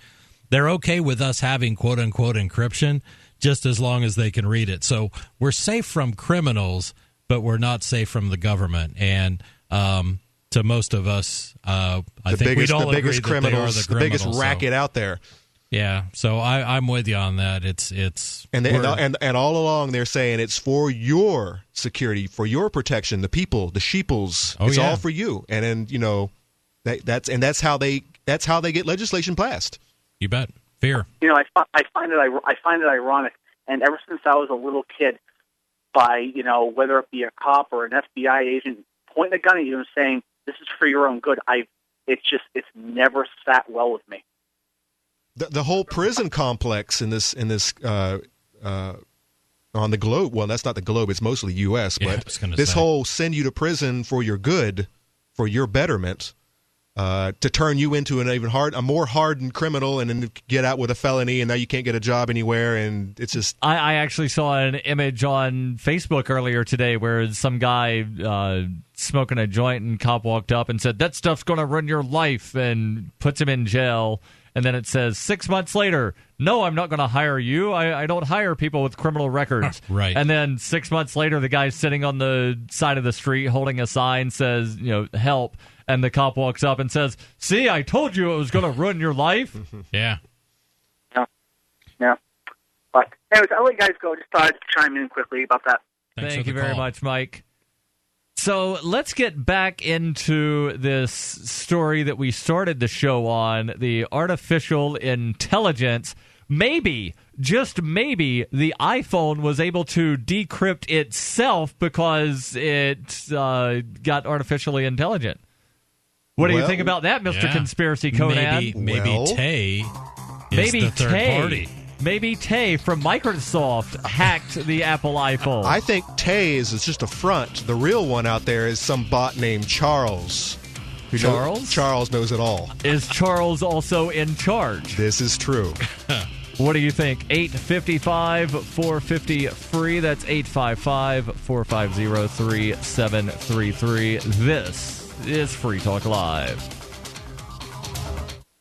So you've got to take a state construction license exam or certification. Can't decide on what books or what chapters to study? Discover right now how you can eliminate unnecessary books and wasted study time. At contractorexam.com, our study materials zero in on state-required test topics in an effective, multiple-choice format. So whether you're a plumber, electrician, general contractor, or other construction-related trade, contractorexam.com will help get you prepared. Visit us at www.contractorexam.com today. Worried about lead, fluoride, and other contaminants in your drinking water? Get a ProPure with the Pro 1G 2.0 cleanable reusable filter and remove up to 200 contaminants. Drink water the way nature meant it to be. Clean, crisp, and refreshing. See the complete line of ProPure products, including the new ProMax shower filter. There's a ProPure for you. Visit your authorized ProPure dealer for details or ProPureUSA.com. That's ProPureUSA.com or 800-544-3533. On Free Talk Live, we're bringing people to the ideas of liberty every day. From wrestling superstars like Glenn Jacobs. You guys really are having an impact, I believe. Like I said, a lot of where I am now is due to listening to Free Talk Live. You changed my mind on some very important issues years ago. To random people tuning in on the radio. I was kind of stuck in the left-right paradigm. I heard your show by chance on a Saturday night. From there, I went on, joined the Free State Project, and become an amplifier. So, I mean, that's really the reason why I amp is because I know that if it wasn't for you guys being on as many stations as you are, I never would have found the ideas of liberty. Your amp will directly change more lives by getting Free Talk Live in front of people looking for talk radio online and on the air. When you amp Free Talk Live, you get perks like access to the AMP-only Facebook group and AMP podcast. Visit amp.freetalklive.com. The new 4th edition of Healing Our World, The Compassion of Libertarianism, will take your understanding of liberty to a deeper level and has over 1,300 updated references, new cartoons, and a foreword by Dr. Ron Paul. With discounts for multiple book purchases, the 4th edition of Healing Our World is a great gift for the liberals, pragmatists, environmentalists, and Christians in your life who think libertarianism is cold-hearted. Get yours today at healing.freetalklive.com and use promo code FTL for a $5 discount. LRN.FM is proud to announce our official listening apps for Android and iOS devices. Now you can easily tune into our streams anywhere, anytime on your smartphone or tablet. Just visit apps.lrn.fm or search for LRN.FM in the Android or Apple app stores. Please download, rate us 5 stars, then share the link on your social media and let your friends and family know how you're listening to LRN.FM. Download it now, free at apps.lrn.fm. Every once in a while, you get information that's worth changing your life for. This is one such time. You can save up to and beyond 25% on all purchases at Amazon. You probably heard of Bitcoin and just not thought much about it. You certainly know that you can get competitive pricing at Amazon, but now you can get a 25% discount on nearly everything you need to live. I've just given you a huge raise, and all you have to do is claim it. You go to saveitpurse.com and open an account. Do this right now. Don't wait. Then you fund the account with Bitcoin. I know this sounds unbelievable, but at my house, we saved as much as 45% off of a new item on Amazon. This information is worth you changing the way you do things. Go to saveitpurse.com right now, get signed up, and cash in on the huge raise I'm offering you. 15 to 25% off of everything at Amazon through saveitpurse.com. It's saveatpurse.com. You're listening to the best liberty-oriented audio streamed around the clock, on the air and online. This is the Liberty Radio Network at LRN.FM.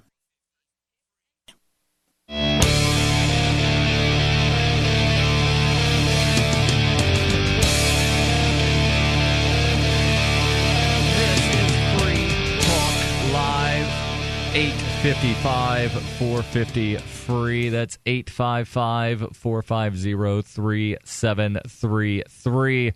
And we're also on Skype. Username is LRN.FM. In studio tonight, it's Darryl, Chris, and Conan.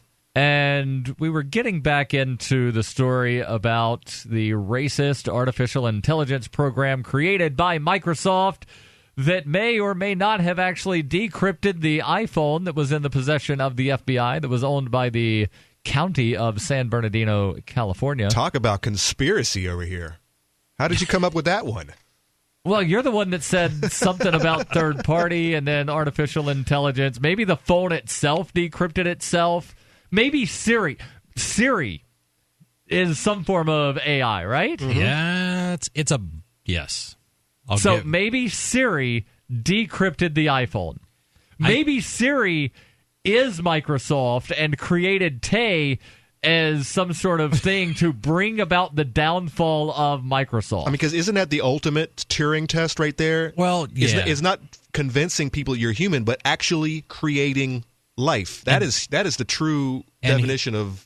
Yeah, you're right. Here's where I just want to correct the news articles a little bit. And you're right. Artificial intelligence means that it is a thinking being. There is sentience there.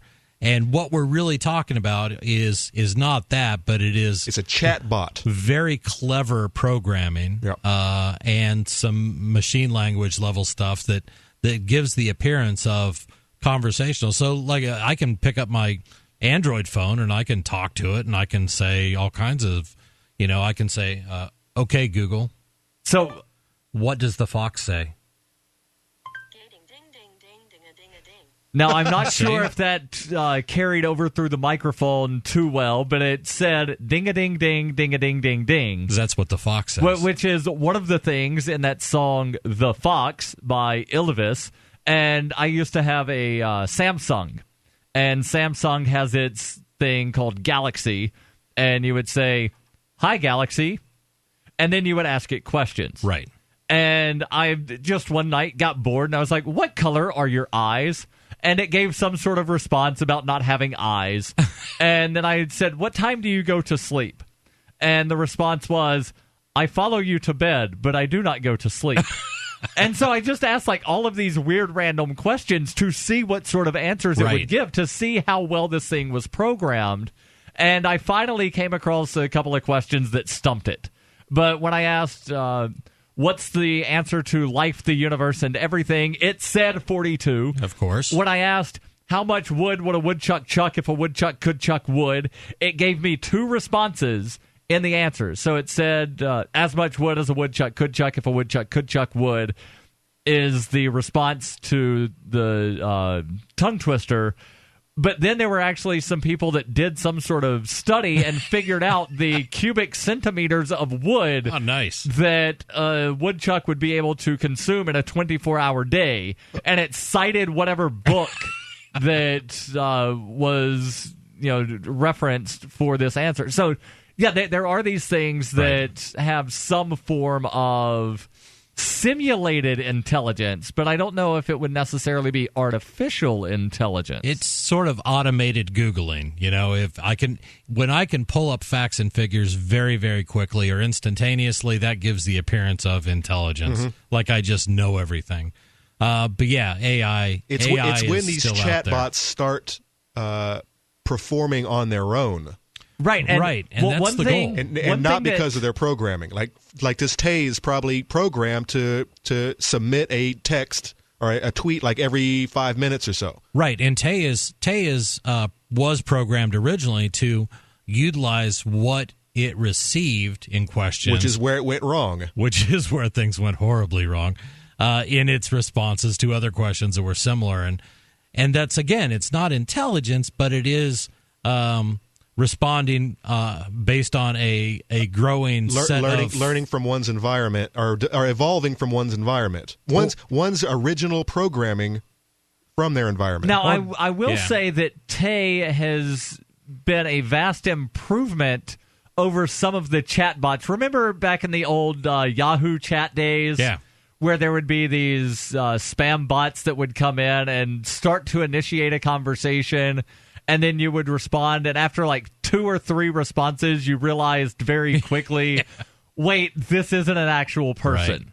But with Tay, if you're not exactly that smart, you might think, wow, I'm talking to somebody, because they're responding to what I said. Especially if they make the bot a 19-year-old millennial who's talking with all the abbreviated words. Yeah, hey, bae.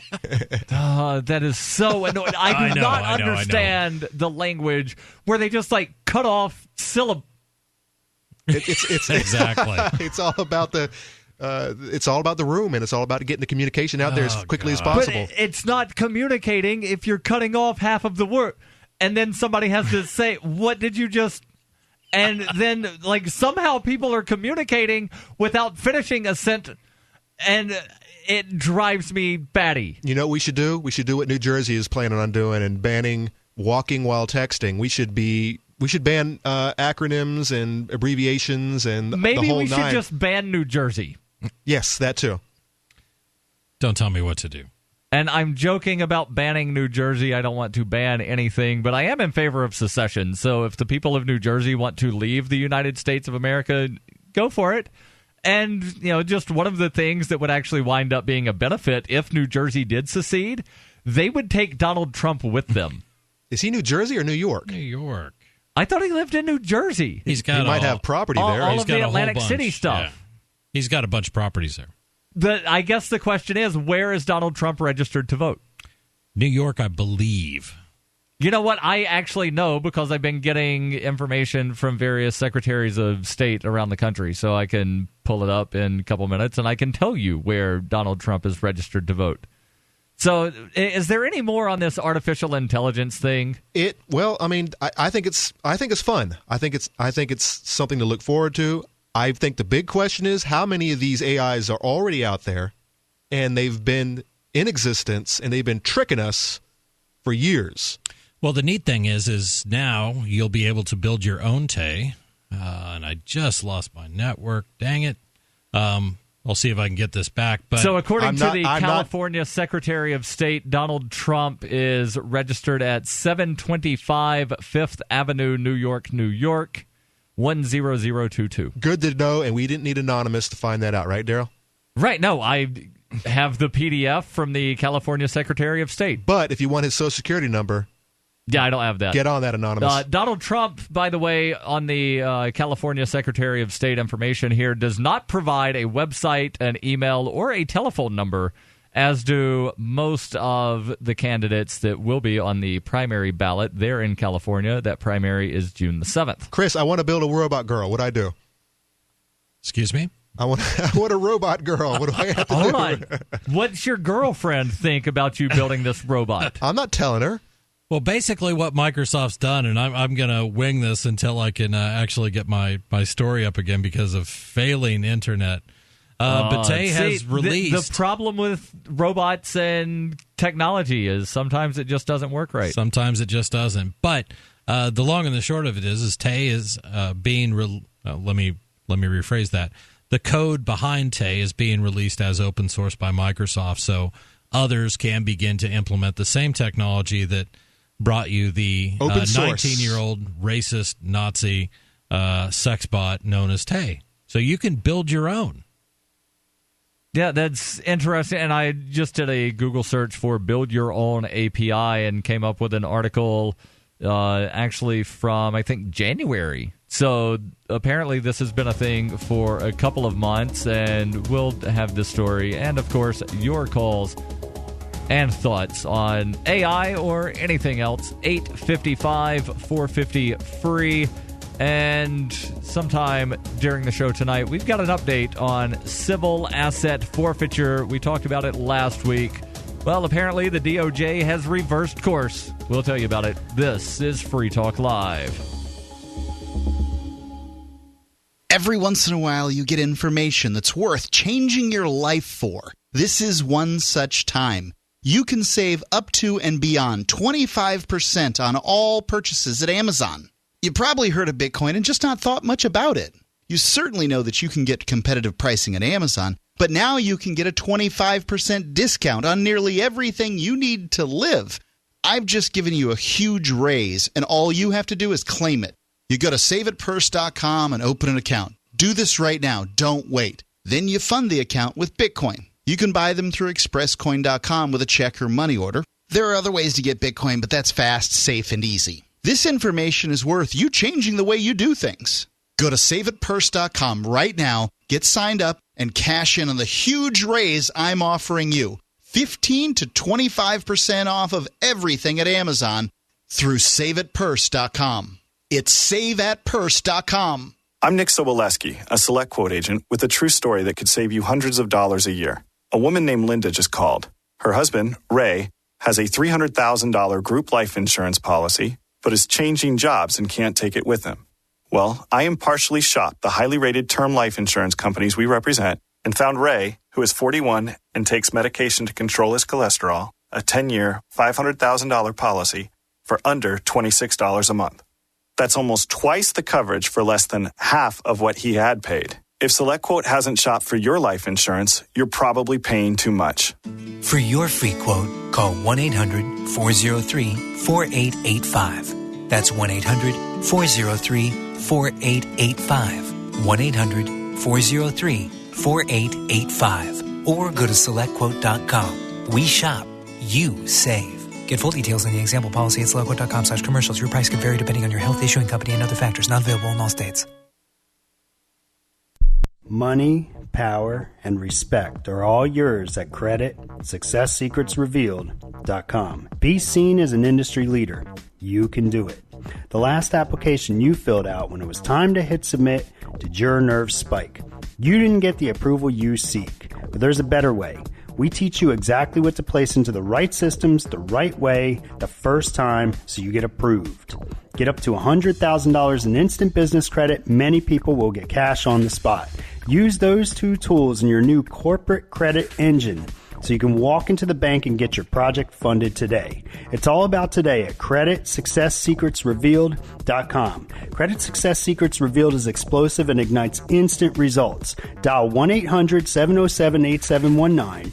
That's 1-800-707-8719. 1-800-707-8719. Or just go to creditsuccesssecretsrevealed.com. The three most important things you can do for Free Talk Live are: 1, share one episode a week on Facebook or in some other social networking site. 2, buy the things you buy online through shop.freetalklive.com. 3, give $5 a month to the AMP program. You likely buy all kinds of things online. Amazon is the largest online retailer. You can get what you need at the same prices with free Super Saver shipping by going to shop.freetalklive.com. Please do your online shopping at shop.freetalklive.com. Cell 411 is a free app for Android and iOS that replaces government-controlled 911. Cell 411 allows you to preset a group of friends or private organizations to show up at any emergency. Cell 411 is a nightmare for the state because it proves their so-called services aren't needed. Cell 411 has had thousands of installs, and of course it's covered by the BIPCOT no government license. Cell 411 because your friends won't shoot you when you're in trouble. Without the government, who would build the emergency services? You and Cell 411. Get it today at getcell411.com. While our satellite channel is free to listen to, it's not free for us. You can help us cover our satellite costs with the chip-in on the right side of the page at lrn.fm.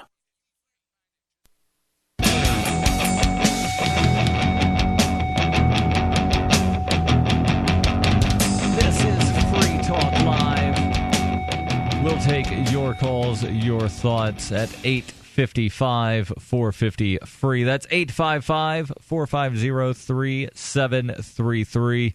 In studio tonight is Darryl, Chris, and Conan.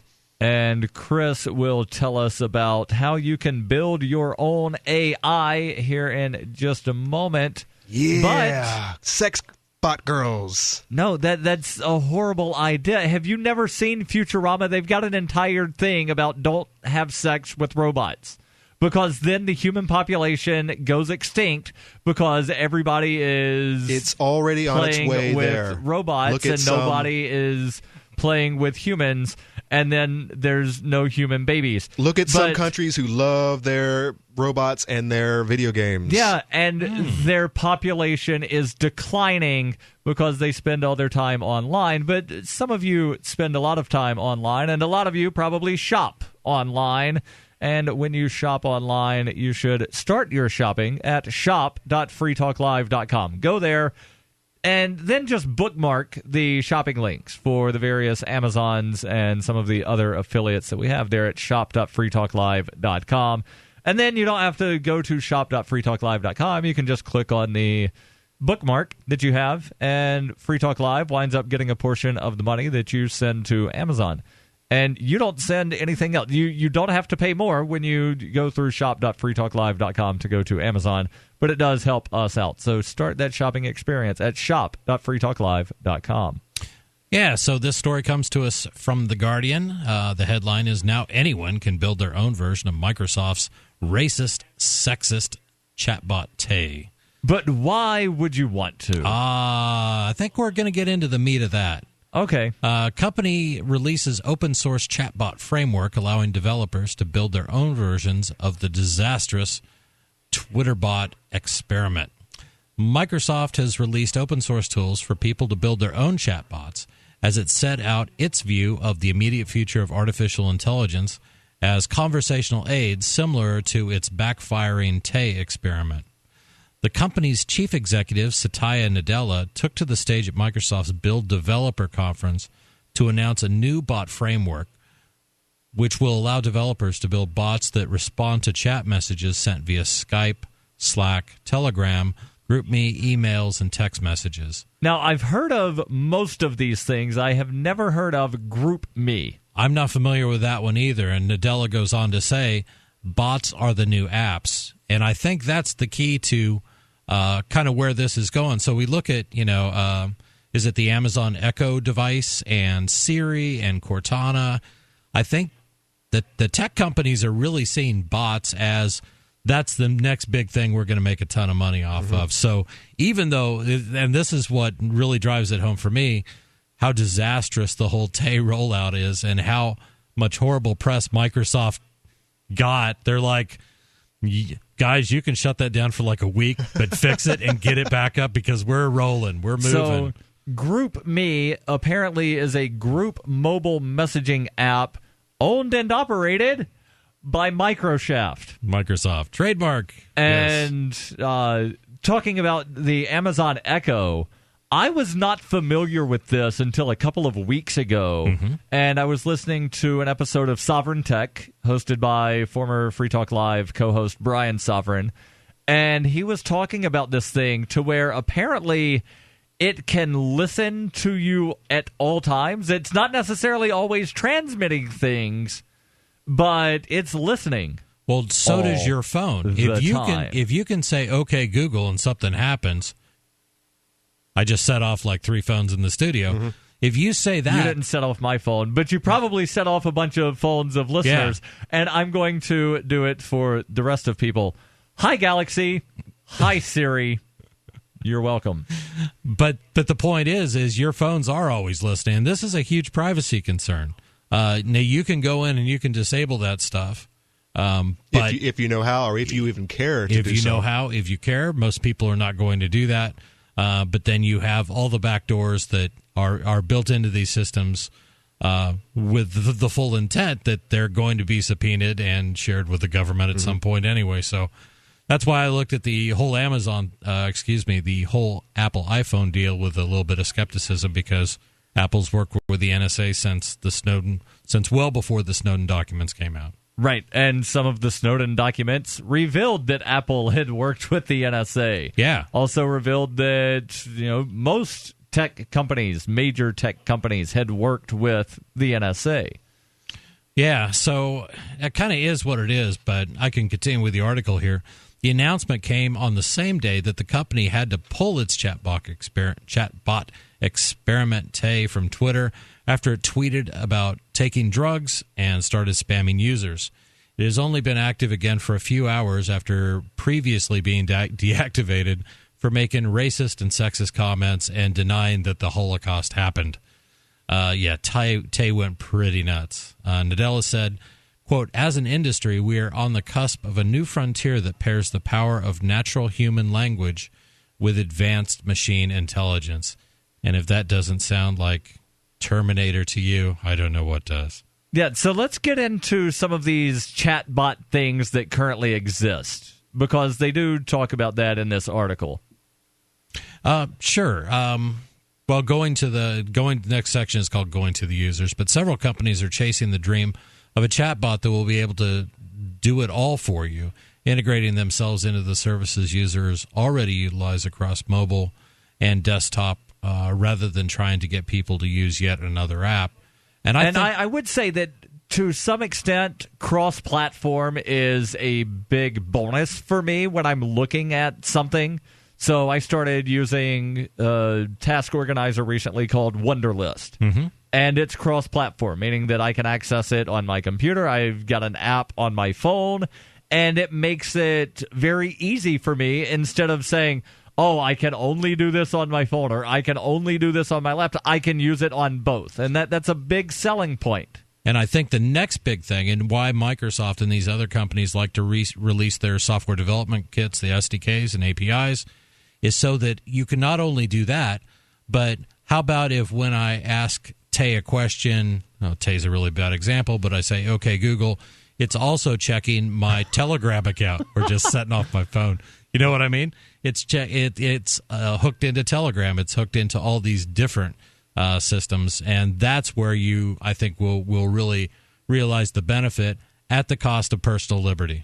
Right. And one thing that's interesting, since you did mention Google, is the extent to which Gmail actually has some form of an AI built into it that most people probably don't even pay any attention to where if you send an email and you have the word attach or some derivation thereof, And when you hit send, it will actually, if there's no attachment, it will pop up and say, your email mentions an attachment, but there's nothing attached to this email. Do you still want to send it? Yeah, Wow. which just tells you that something is reading the entire text of your email. And these types of things, while they're wonderful technologies. Chris, it's only scanning for keywords. Yeah. Well, like it's wonderful bomb technology. and attachment and Al-Qaeda and OK Google and Hi Siri.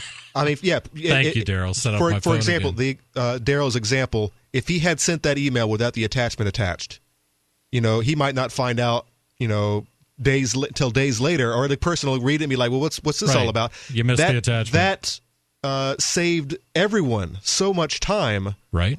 So, I mean, it's such a good thing. Right, And yet some AI is reading that email, every single one that he sends, looking for those keywords, to make sure that everything is Right, but hunky-dory. there have been emails that I've sent to where I've used the word attach, not I am attaching something, Right. but I could not attach it to this email, so I'm going to send it via WeTransfer. Right. Or I'm going to this, or so it's like an autocorrect. Attached, whatever. So there are many ways that you could use the word attach that does not mean I'm sending you something tagged onto this email. But the AI just sees the word; it doesn't see the context. And your message last night about getting some sheep. No, that was earlier today. And it was one of those autocorrect things to where I went to type sleep, but I was typing on my phone, and you're swiping with your thumb. Hey, we don't judge. So no, the funniest comment was, "What were you planning on doing with the sheep?" And I responded, "Counting them." Clever. But I think what we're going to see, at least what I've done, is I've segmented my life more or less, or at least my communications, to where things that are sensitive, they go through programs like Signal. I use Proton Mail, which I strongly encourage everybody to check out. If you haven't checked it out, it's now open. And I keep the really public stuff I don't care about on Gmail. Yep. Okay, Google. 855-450 free. That's 855-450-3733. Your calls, your thoughts when we come back after the news. This is Free Talk Live. Free Talk Live has partnered with Amazon, the largest internet retailer. Imagine a department store category, and Amazon has it. Books, electronics, office products, furniture, jewelry, automotive, toys, clothing, sporting goods, and dozens of other categories. Now you can shop and support Free Talk Live by entering Amazon through our website. Go to shop.freetalklive.com, and Amazon will send us a portion of your purchase. You're going to do the shopping anyway, so remember to enter through our site at shop.freetalklive.com. That's shop.freetalklive.com. Here's a good idea. When you have a legal matter like creating your will or legally setting up a business with a corporation or LLC, you don't necessarily need a law firm. Use LegalZoom.com. At LegalZoom.com, you answer straightforward questions online, and they take care of the rest. They even review your answers for common mistakes and guarantee your satisfaction. Free Talk Live listeners, you'll get 10% off your order by typing in FTL in the referral box at purchase. Don't procrastinate with these important legal documents. LegalZoom.com. This is your Roberts & Roberts Brokerage Daily Precious Metals Update. In early trading Thursday, gold is $13 higher at $1,238 per ounce. Silver is up 22 cents at $15.50 per ounce. Bitcoin is trading at $414 US. Silver and gold are both making a comeback after yesterday's profit taking. Whether you are buying or selling, give us a call at 800-874-9760 or visit us online at rrbi.co.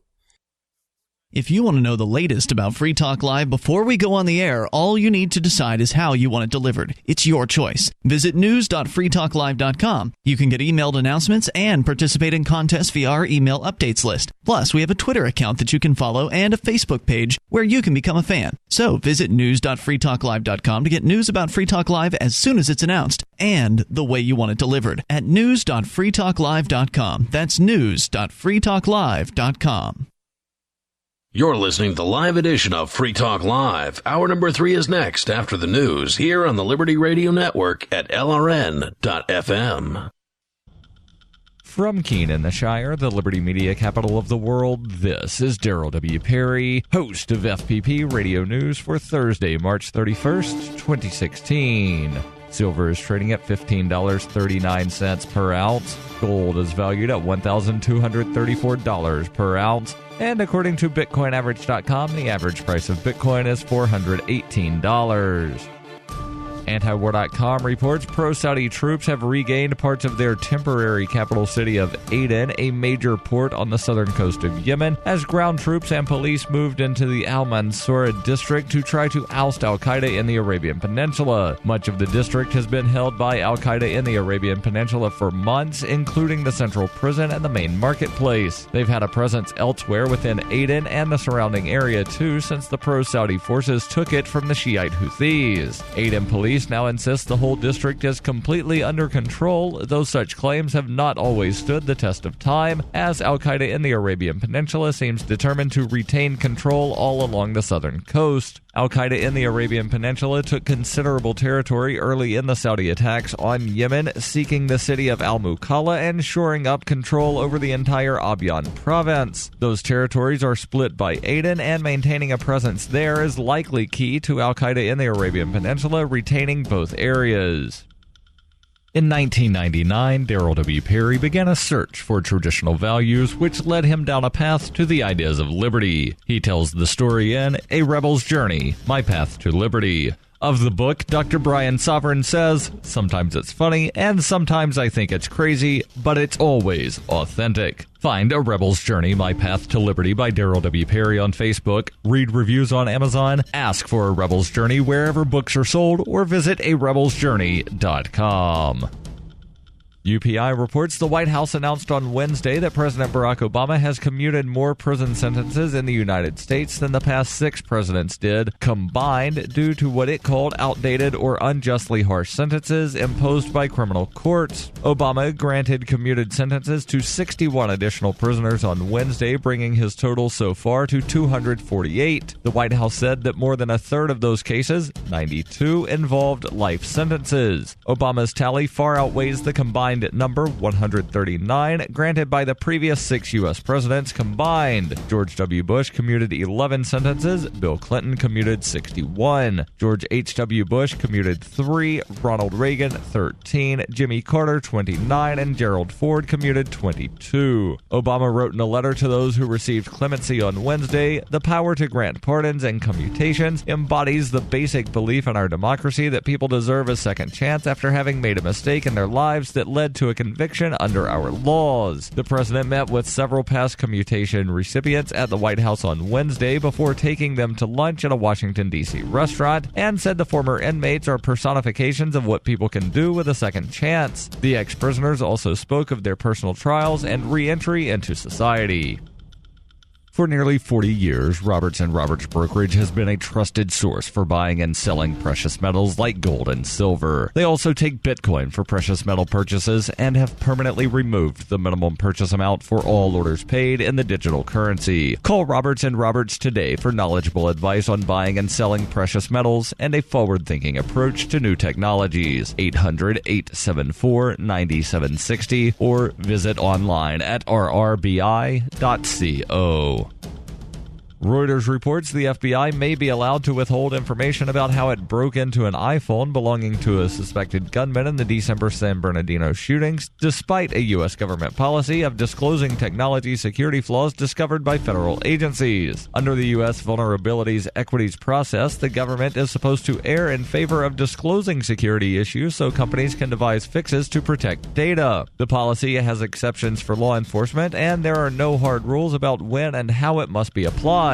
Apple had said it would like the government to share how it cracked the iPhone security protections, but the FBI, which has been frustrated by its inability to access data on encrypted phones belonging to criminal suspects, might prefer to keep secret the technique it used to gain access to Saeed Farouk's iPhone. If a review is conducted, many security researchers expect the White House group will not require the FBI to disclose the vulnerability it exploited. Apple declined to comment beyond saying it would like the government to provide information about the technique it used. This has been FPP Radio News, online at fppradio.com. After briefly reviewing several documents outlining his parents' dire financial circumstances today, 23-year-old Wesleyan University graduate Zach Wallace told reporters he had, quote, absolutely no clue how his mother and father are going to dig themselves out of the $35,000 of student loan debt they incurred to pay for his college education. I mean, this is going to be really hard on my parents. When I was in college, I just assumed that, they would pay off my student loans within a few years of me graduating. But I never realized how expensive college is going to be for them. Wallace, who graduated with a film studies degree in 2012 and has since had 2 unpaid internships, told reporters that from the way prevailing interest rates are trending, his parents could easily be paying off his debt for the next quarter century. They're going to be paying for the rest of their lives. And on top of it all, they have to help me out with my rent, too. I mean, it sucks. It really, really sucks. This is the Onion News Network.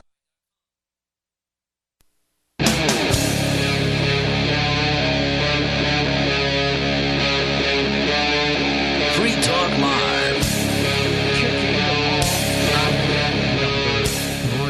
This is Free Talk Live. In studio, it's Darryl, Chris, and Conan. And I teased the story earlier about the asset forfeiture. We talked about this last week. And Conan, you were yelling and screaming and raising a fuss of, they could just change the rule at any time. Talking about the rule that Eric Holder implemented a couple of years ago, saying that the Equitable sharing program would no longer be in place. Well, it turns out that while at the time last week I was correct that the rule was still in place, that changed a couple days ago. The story from the Institute for Justice, published on March 28th, says, today the Institute for Justice attorney Darpa Sheath released the following statement regarding the U.S. Justice Department's announcement that it will resume its equitable sharing program. Attorney Darpa Sheath says, today's decision to revive equitable sharing shows that law enforcement values funding its own operations over protecting constitutional rights. By offering substantial payouts to participating agencies, equitable sharing incentivizes law enforcement to evade state laws and pad their budgets. Local and state law enforcement agencies should be adequately funded, but their budgets should not in any way depend on property seizure. It incentivizes them to go out and raid and absolutely and grab stuff.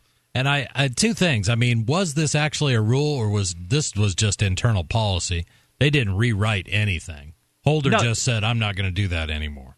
Holder issued a policy, which is essentially a rule. This is a rule that we're following. It's not something that went through Congress. It was not Congress saying, there was no change. Here's the law. And that was my argument last week. There's no change to the law whatsoever. This was an internal policy. Policy says we're not doing this anymore. Right. And then 3 days ago, the new Attorney General wound up saying, yeah, we're going to do this again. But, Darryl, 2 words, equitable. How can you argue with equitable? One word. That's one. I'm getting to the second one. Equitable and sharing. These are 2 wonderful words. This is how I know when something is BS, when the government says it.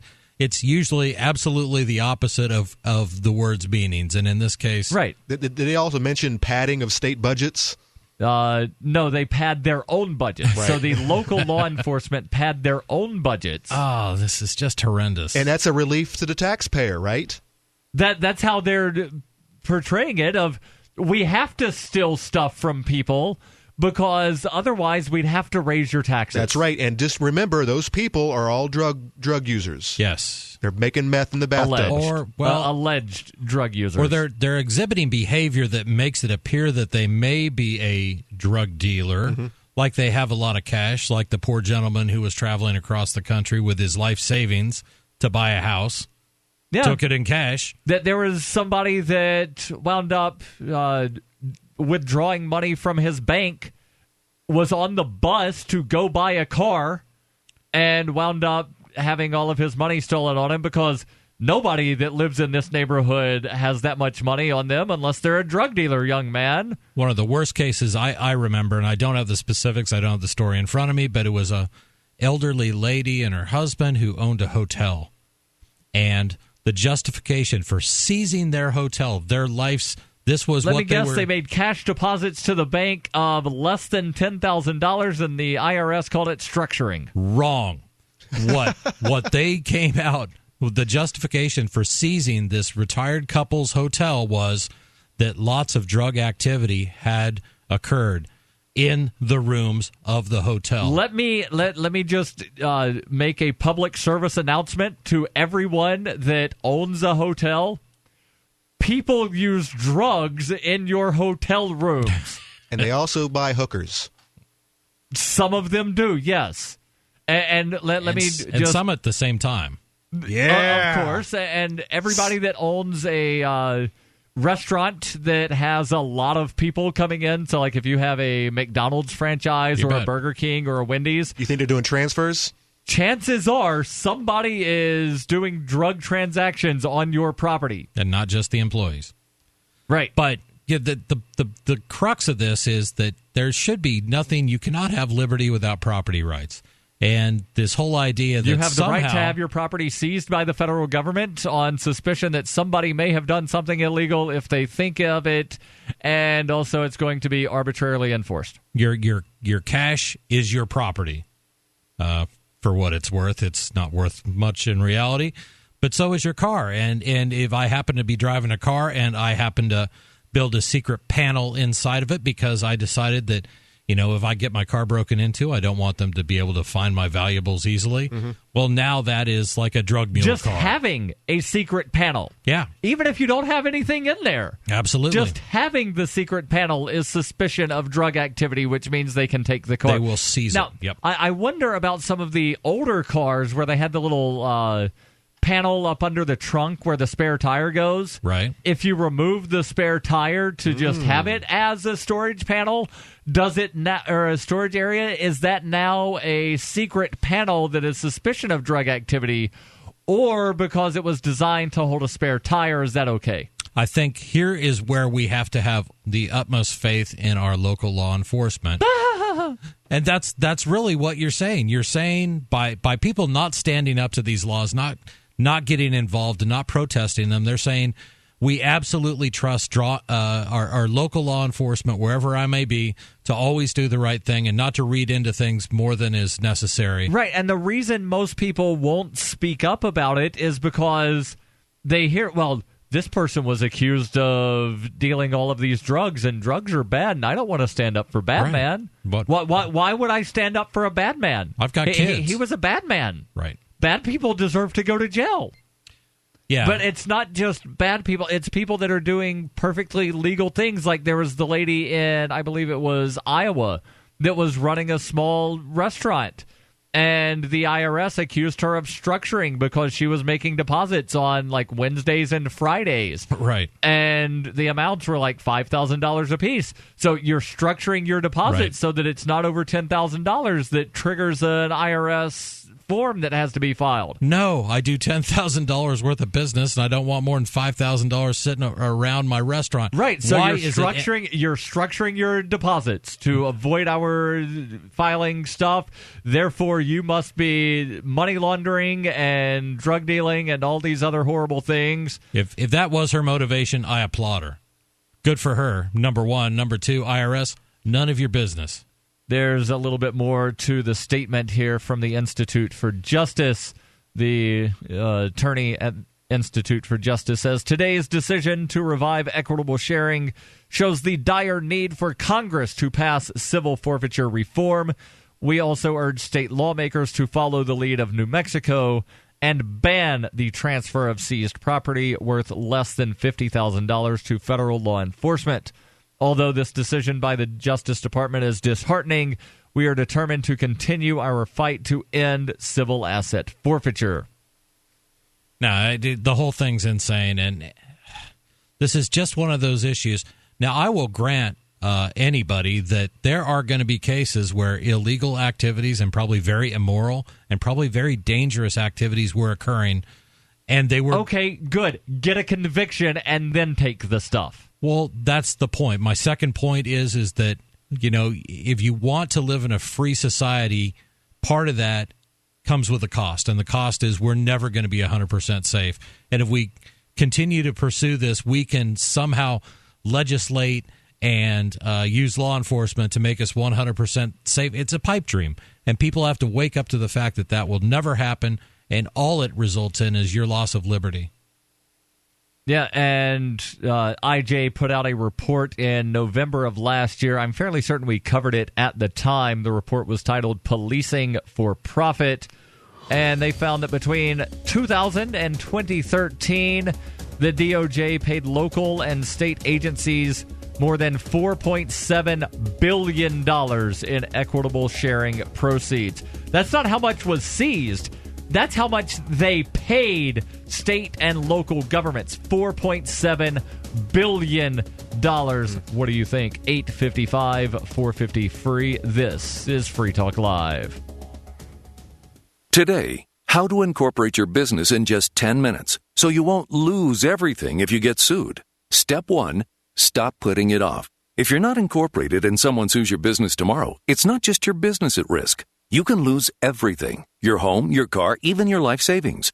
Step 2, call the following number for a free 10-minute incorporation guide from Incorporate.com. 1-800-975-5269. They don't provide legal or financial advice. They just make incorporating quick and easy. So you can incorporate or form an LLC in just 10 minutes. That number again is 1-800-975-5269. Step 3, congratulate yourself. By taking just 10 minutes to incorporate your business or form an LLC, you protected your home, your car, and your life savings. And that is how you incorporate your business in just 10 minutes. But hurry while they're still giving away these 10-minute incorporation guides for free. Call 1-800-975-5269. That's 1-800-975-5269. We all know that Berkey Water Purification Systems are the most trusted name in water filtration. As an authorized Berkey dealer for over 6 years and serving thousands of satisfied customers, the Berkey Guy offers amazing specials for Berkey Water Filtration Systems. The Berkey Light Systems include a set of self-sterilizing and recleanable black purification elements that purify water by removing chlorine, pathogenic bacteria, cysts, and parasites to non-detectable levels and remove harmful chemicals such as herbicides and pesticides. Order the Berkey Light System today, complete with 2 black Berkey elements for only $231, and the Berkey Guy will ship your order free of charge. With the purchase of a Berkey Light, the Berkey Guy is also offering a set of fluoride and arsenic filters for only $39.99. That's over 30% off the retail price. Call the Berkey Guy at 1-877-886-3653. That's 1-877-886-3653. Or order online at goberkey.com. That's goberkey.com today.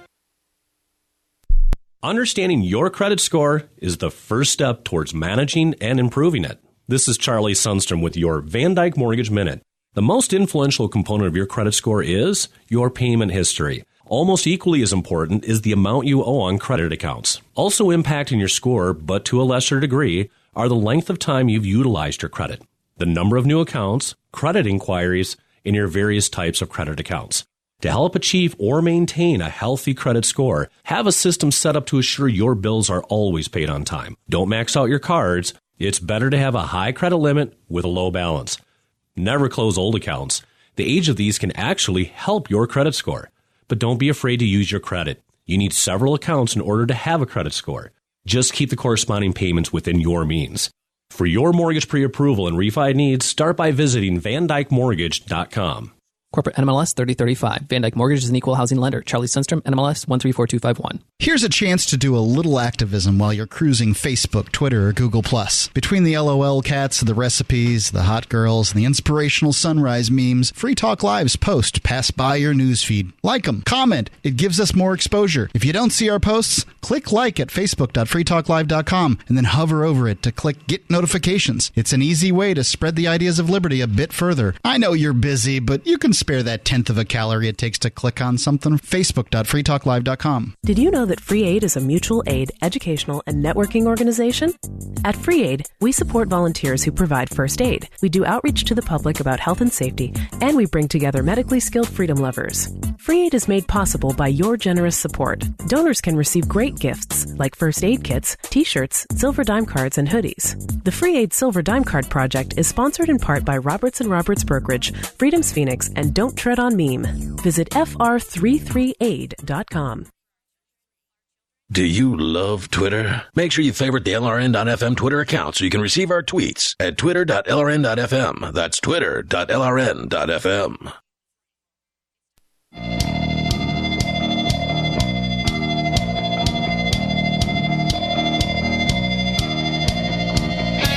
This is Free Talk Live. We'll get back to your calls, your thoughts here in just a moment. We're talking about the equitable sharing by the DOJ being reinstituted to where now your state and local law enforcement can steal stuff, say that, well, we thought he was connected to some kind of crime, and hey, DOJ, come take this and then sell it and give us 80% of the proceeds, because at the state level we only get like 40. So we want more money because our budget really depends on it. We need to have a pizza party on Friday. Now, I'll tell you, the other aspect of this, which is horrific, is that for them to participate in equitable sharing, they have to involve the federal government. Yes. Which means it then becomes a federal case, regardless of your state law. You know what I mean? So where this might have been taken care of under your less severe state laws or local ordinances or things like that, now they're incentivized to make it a federal case. Right, and a lot of those cases do involve stuff that happens online, which is why you need to protect yourself online, because the internet was meant to be used anonymously, if you want it to be, and without oversight. But governments and companies are thriving off the lack of privacy that you have on the internet. ProXPN, however, can give you your privacy back. ProXPN is a virtual private network that encrypts your data right from your computer or mobile device. And ProXPN offers OpenVPN, the gold standard of network encryption. They have apps for Windows, Mac, iOS, and Android, and they have Linux support as well. And unlike other VPNs, ProXPN keeps no logs of your activities whatsoever. They have more servers being added all the time, and they are also working hard to give you greater speed and security compared to other VPNs. If you're a Windows user, ask about ProXPN changing your DNS settings for even greater anonymity. They accept credit cards, and they also accept Bitcoin. And if you use the code FTL50, you can get 50% off the regular monthly price for the lifetime of an annual account. It ends up being cheaper per month than a good cup of coffee. Use the internet the way it was meant to be. Go to ProXPN, use the code FTL50, and take back the privacy that is your right. Let's go to the phones, actually to Skype. We've got Rustin on Skype. Rustin, you're on Free Talk Live. Go ahead with your thoughts. And we do not have Rustin. Rustin hung up on us. So we were talking about the equitable sharing, to where the DOJ has said that, well, yeah, I know Eric Holder said a couple of years ago that we're not doing this, but yeah, we're going to do this again. Yeah. And it just frustrates me, because people will listen to a soundbite like that and just assume that it's over, but it's not over. You know, policies are going to change. I guarantee whoever comes into the White House this time around is going to change some policies. Things will be done differently, whether it's a Democrat or it's a Republican, and we recognize that. But will laws be changed? Will laws be taken off the books? That's a really good point. That they're doing these things, and it's not even a law, and these people aren't even elected officials. Exactly. So I mean, that should be the most troubling aspect of all of this, is that these people are making the rules, and Congress pretty much doesn't. I guess they can subpoena them in front of Congress and ask them a bunch of questions. But when they do this, do they ever accomplish anything? No. So Congress has authorized the asset forfeiture. It's the way in which it's implemented that is up to the whim of whoever the Attorney General is. And so to answer your question, Chris, yes, laws will be changed, but will they be changed for the better? Will they be the laws that we want to be changed that actually wind up getting changed? Or will it just be, weird random stuff that doesn't really make any difference, but hey, it looks like they're doing something? Yeah. We had this. I was with some friends in Manchester last night, and we had this conversation. And the laws are horrendous. The laws empower. They create and empower all these bureaucracies. And most of the abuse that we feel in this country is not coming from quote unquote elected officials. It is coming from all these bureaucracies that were created by elected officials. That's, once we really lost our fiscal responsibility that we probably had for at least 2 or 3 years when the country started. That's when we started, blowing up all these different parts of the government and making them so large that it requires a huge regulatory state to do so. And, when we look at BLM, we look at federal land grabs across the country, we look at any of these things, it's not an elected official behind it. It is a bureaucrat. Yeah, and in most cases, it's not actually Congress that is making the rules. They'll pass the law saying, this is going into place, but it's then some bureaucrat that winds up getting to write the rules. And I know I talk about the PPACA all the time. That's the Patient Protection Affordable Care Act. And, Nancy Pelosi famously said, we have to pass the bill to find out what is in it. When you say bureaucrat writing, they're not writing these rules. They're being handed to them from these corporations, and then they're going... Well, to take it a step further, The point is, it's not Congress is supposed to make the laws, but in the PPACA, all throughout it said, as directed by the Secretary, meaning Secretary of Health and Human Services, meaning whether it was some, person that handed Kathleen Sebelius some documents and said, here's your new regulation, or whether it was Kathleen Sebelius writing the regulation, the authority to make law was handed to the Secretary of Health and Human Services by Congress, to where they said, here you go. Here's 1,000 pages saying you get to make up rules. Go ahead and make them. And so Nancy Pelosi was not lying when she said we have to pass it to find out what's in it, because there was no substance in it. There was it hadn't been written yet. Right. There was a bunch of stuff. Or it hadn't been completed, at least. It may have been written by somebody, but it wasn't voted on by Congress. It was, we're allowing bureaucrats to make the rules. Right. And we don't know what rules they're going to make until we tell them you get to make the rules. And this is one of those things that's really blown up. It blew up in the 20th century. I mean, that was the beginnings of the progressive era in the late 1800s and early 1900s. It was people realizing they could start voting themselves stuff. Well, it was and the politicians really got on that wagon where, hey, if I want to get elected, well, you know what? They were doing this since day one, but I mean, it really kicked off in the early 1900s where, if you want to get elected, give the people stuff, and they will elect you. They will. If you give a man another man's fish, he will elect you. And it was that true belief that, and I do believe many of them were sincere in their belief that government can do a better job of taking care of you than you can. I don't know if it's that. I think it's taking the responsibility from you, and now you're being taken care of. Of course, you're going to vote for that person, right? And so one hand scratches the other's back, or however you want to put it, but this has just been gone. It's gone on for so long, and it's so built into our system that I don't know how you reverse it. I don't think it's fixable. Alter or abolish. That's how you fix it. You alter or abolish. And speaking of abolishing things, apparently at least one major restaurant chain has abolished tipping. Conan has that story. And your thoughts. 855-450-FREE. This is Free Talk Live.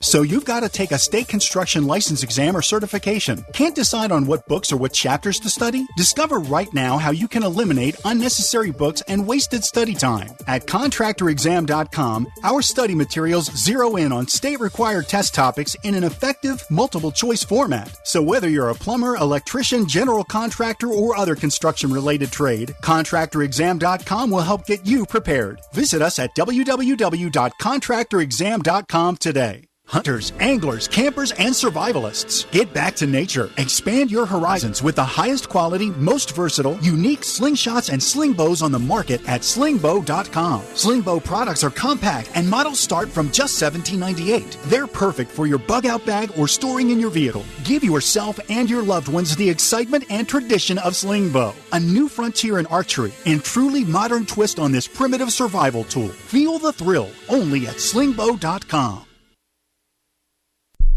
The Free State Project has reached its goal of 20,000 liberty lovers who've pledged to move to New Hampshire and get active to achieve liberty in our lifetime.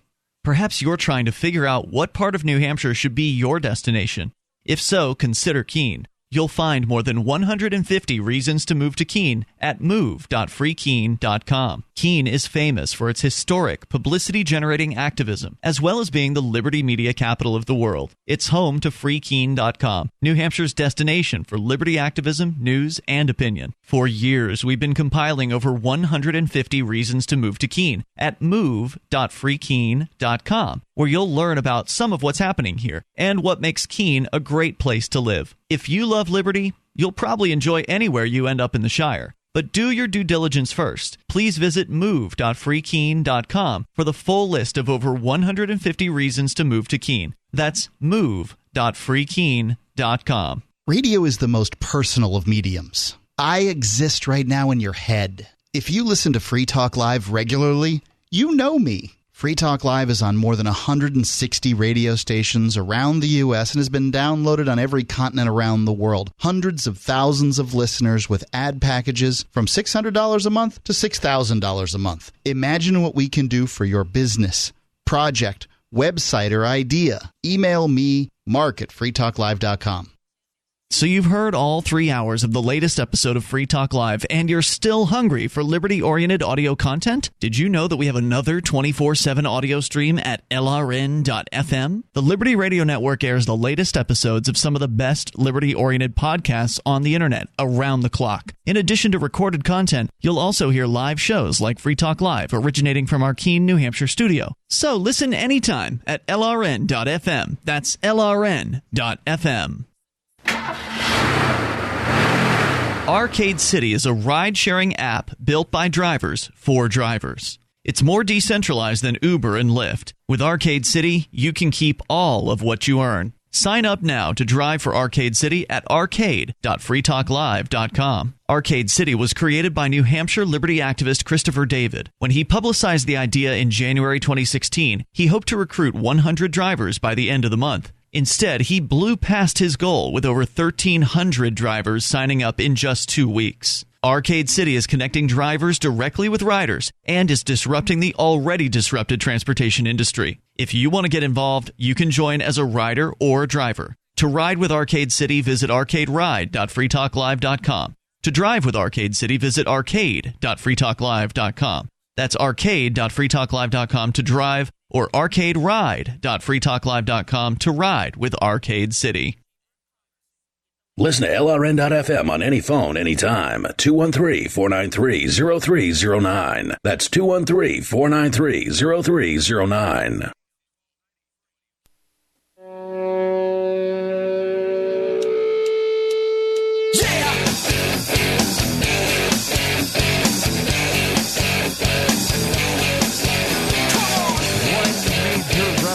Chain has abolished tipping, and Conan is doing backflips and front flips. Literal backflip. I saw him do a backflip earlier in my mind. I saw it in my mind because he doesn't have the athletic prowess to actually do a backflip because he's too busy jumping over conspiratorial sharks that may or may not exist. But, Conan, I know that this is one of your big issues. You hate tipping.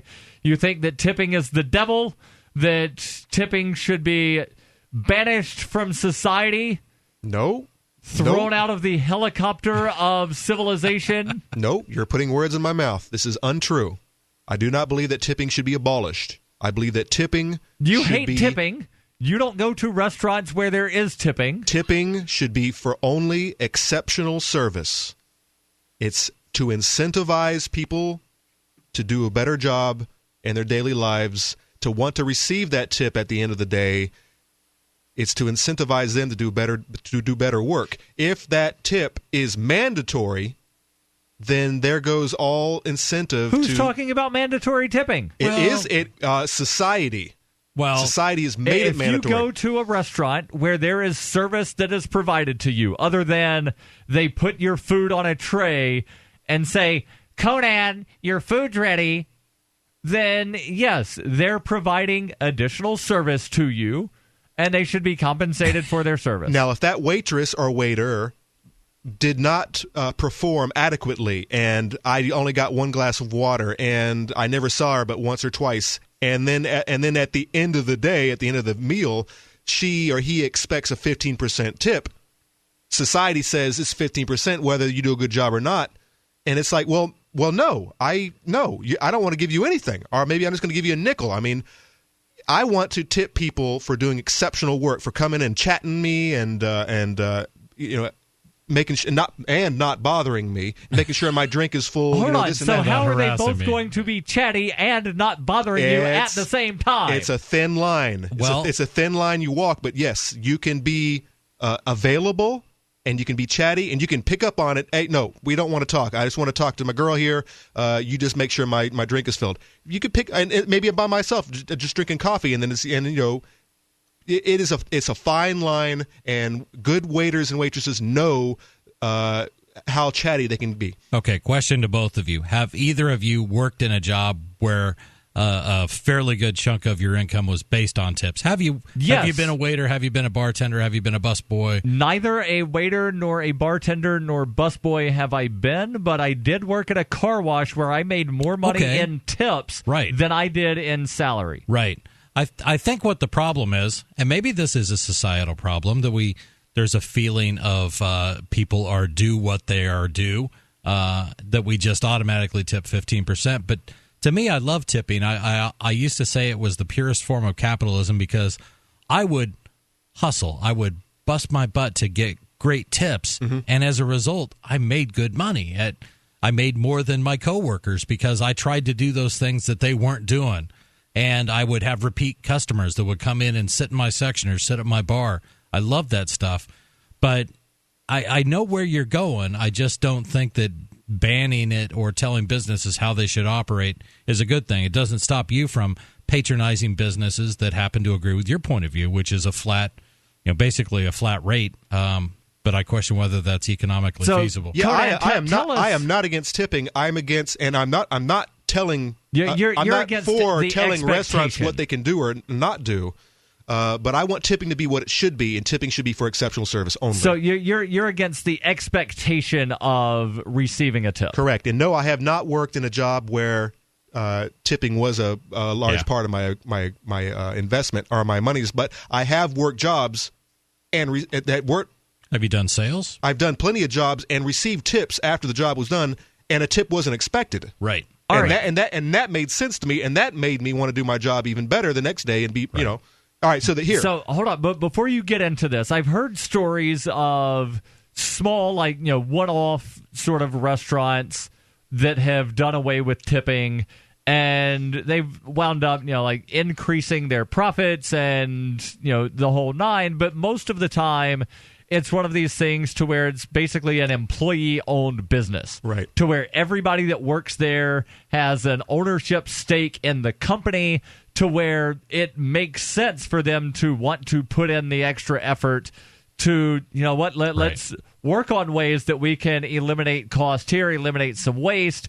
But you're not necessarily hearing about Ruby Tuesdays doing this because the 17-year-old kid that's just working a part-time job, they don't care about the long-term future of the company. They're not working at that job as a career. They're working at that job to make some extra money so they can go party. And if I was a restaurant owner, I would want to hire the best available, and this is a great incentive, and creating a flat rate to actually and this story that you have, this is not a story about one of these standalone, just somebody owns a single restaurant and everybody has an ownership stake. This is a chain restaurant. This is Joe's Crab Shack, a national seafood chain. They are experimenting with getting rid of tipping in 18 of its locations across the country in a move it expects will improve its bottom line and help out its employees. On a call with investors last week, Ray Blanchette, CEO of Ignite Restaurant Group, the company that owns Joe's, said of the new experiment in tip-free restaurants, quote, "We believe that it reflects our commitment to not only being a great place to eat, but a great place to work," adding that he thinks tipping is antiquated. He explained that in the locations testing of a tip-free model, prices will rise somewhere between 12 and 15%, which is comparable. You're right. Close to comparable. While hourly wages for waitstaff, bartenders, and hosts will increase to $12 or from the $12 to $15 range. Joe's is the first chain to consider ending tipping, or it isn't the. It is, but it's a trend that has spread nationally. Last month, the owner of a number of high-end restaurants in New York announced he would end tipping at all of them.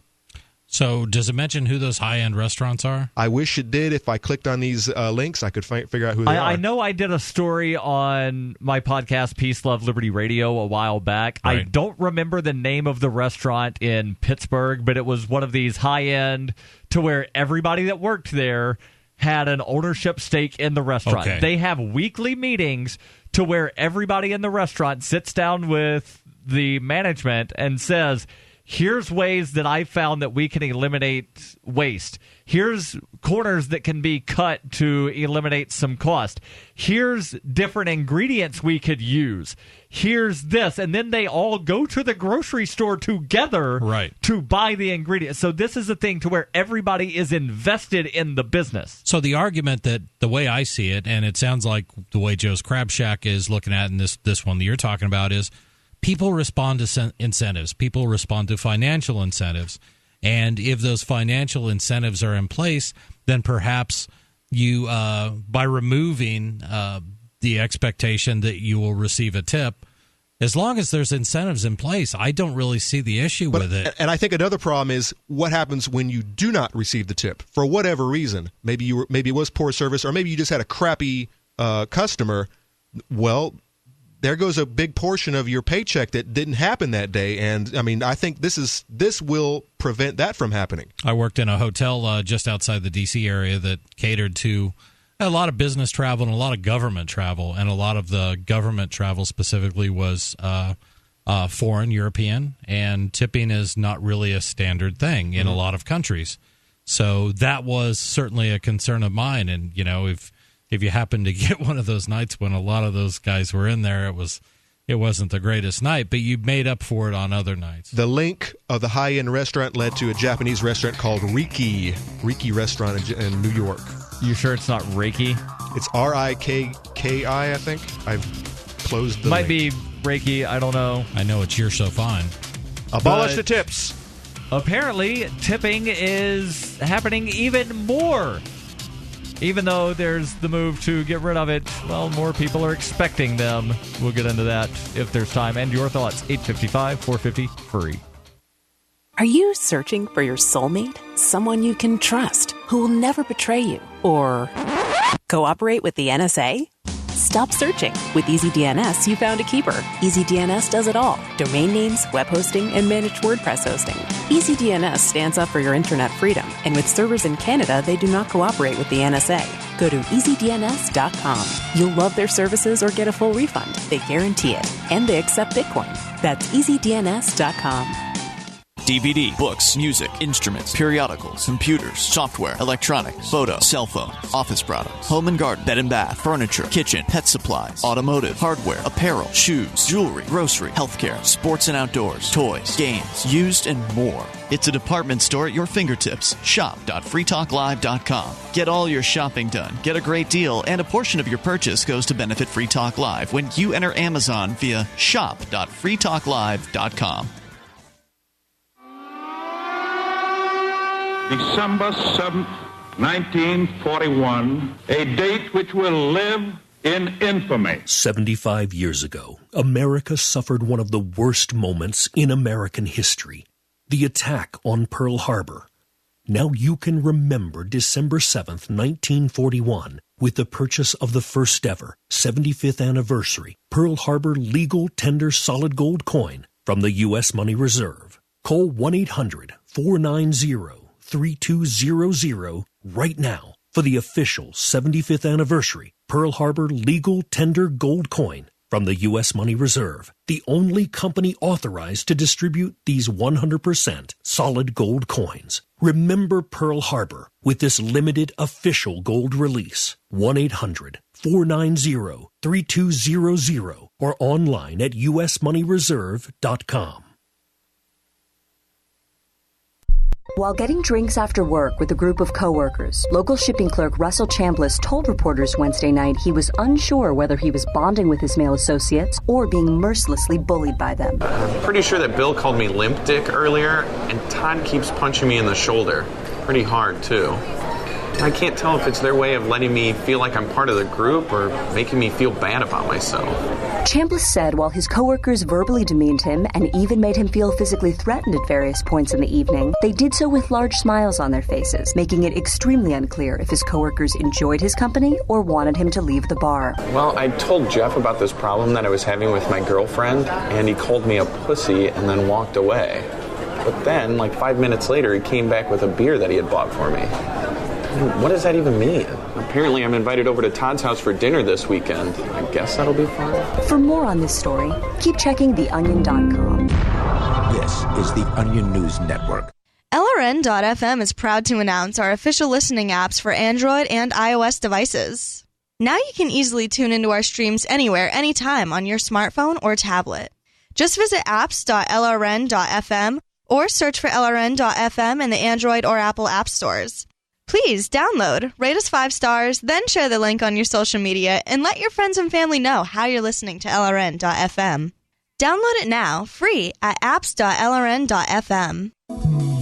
This Your Family Today tip is brought to you by Nesquik. Try Nesquik 4-packs, perfect for lunches and great for kids on the go. Look for it in the juice aisle. Snack time is a great chance to sneak extra calcium into your child's diet without making him feel like he's eating something he doesn't want. Serve up dairy-rich foods like smoothies, flavored milk, frozen yogurt, and string cheese. He'll love the treat, and you'll love knowing how good it is for him. For more tips like these, visit us at parenthood.com/yourfamilytoday. If you enjoy LRN.FM, please contribute to your favorite shows via their websites and become an amplifier at amp.lrn.fm. That's amp.lrn.fm.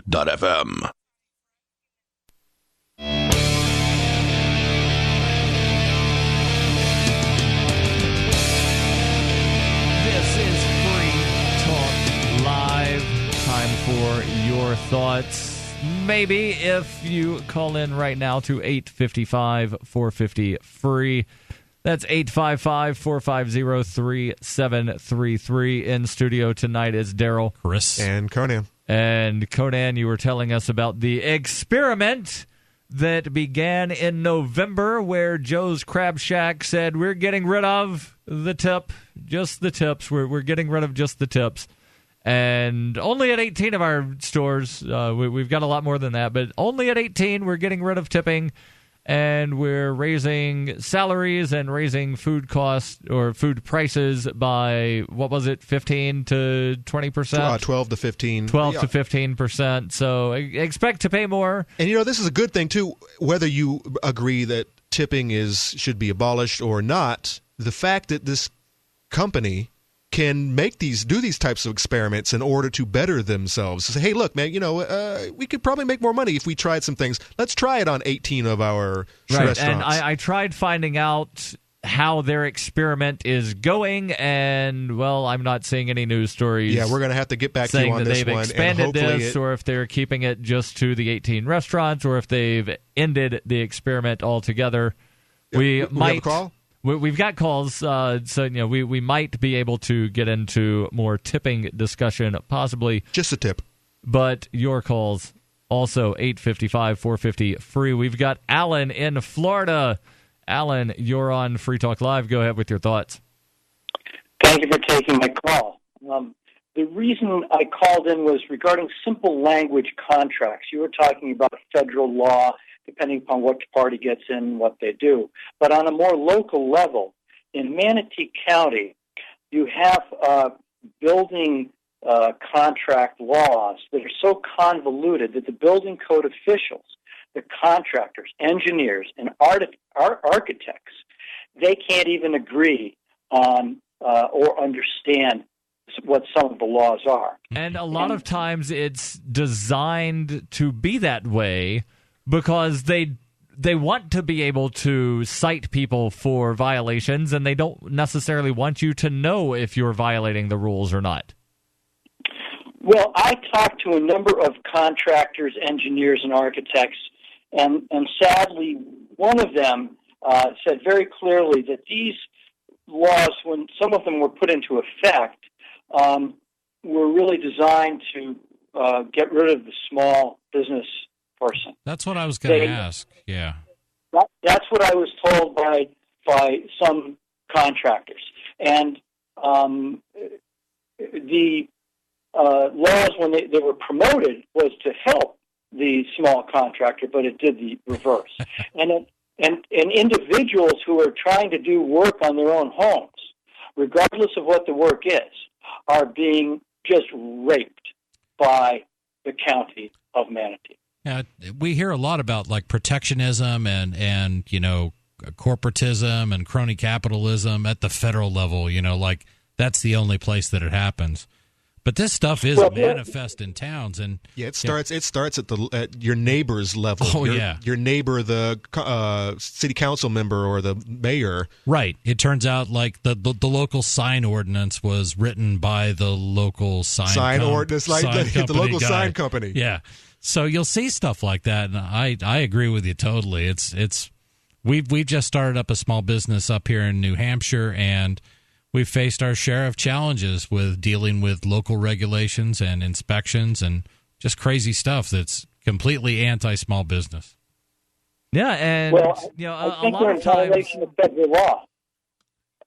Say that again, Alan. Because I was going to say, at least in Manatee, I'm very familiar with New Hampshire, but I'm not familiar with the law regarding building.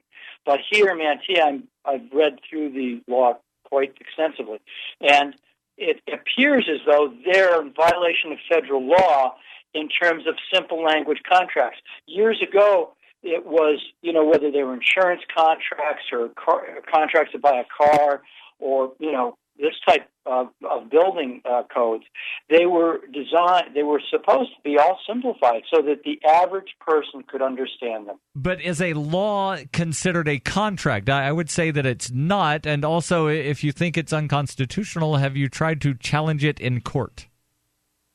I'm looking at that now. Good. Okay.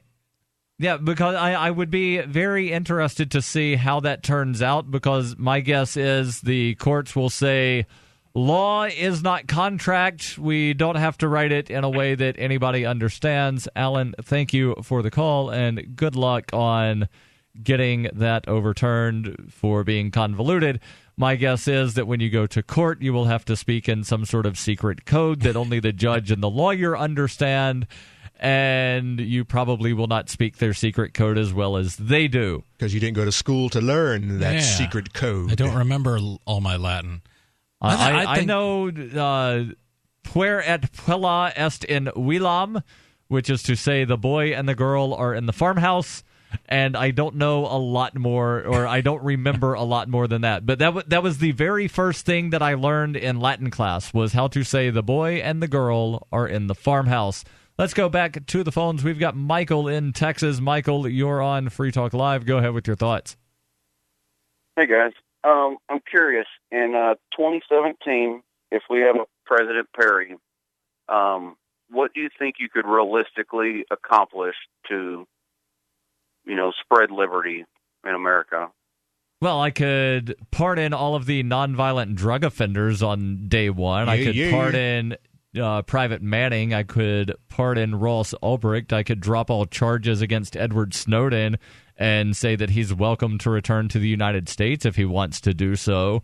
And then I could start, assuming that I've not been assassinated, I could start working with Congress to repeal laws and bring troops home from around the world. Yeah, can I make a suggestion, Darryl? If you do make president, go to your bunker and just send everything out via video and messengers, and just stay down there for your 4 years. Get it all accomplished. End all the wars.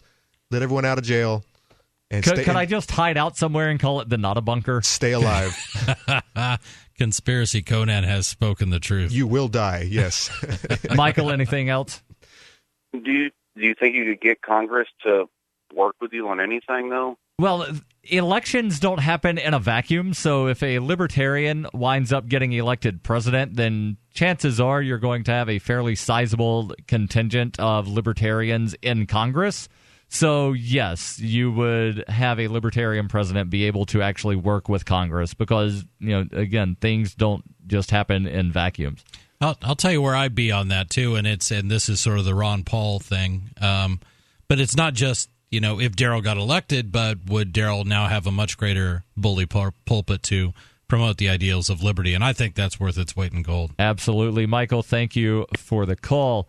So we were talking about tipping, and I did find the name of the restaurant in Pittsburgh that I was talking about where they got rid of tipping, and that's because the team of 26 staffers all have a vested interest in the business. The restaurant is Bar Marco, and it looks incredibly fancy.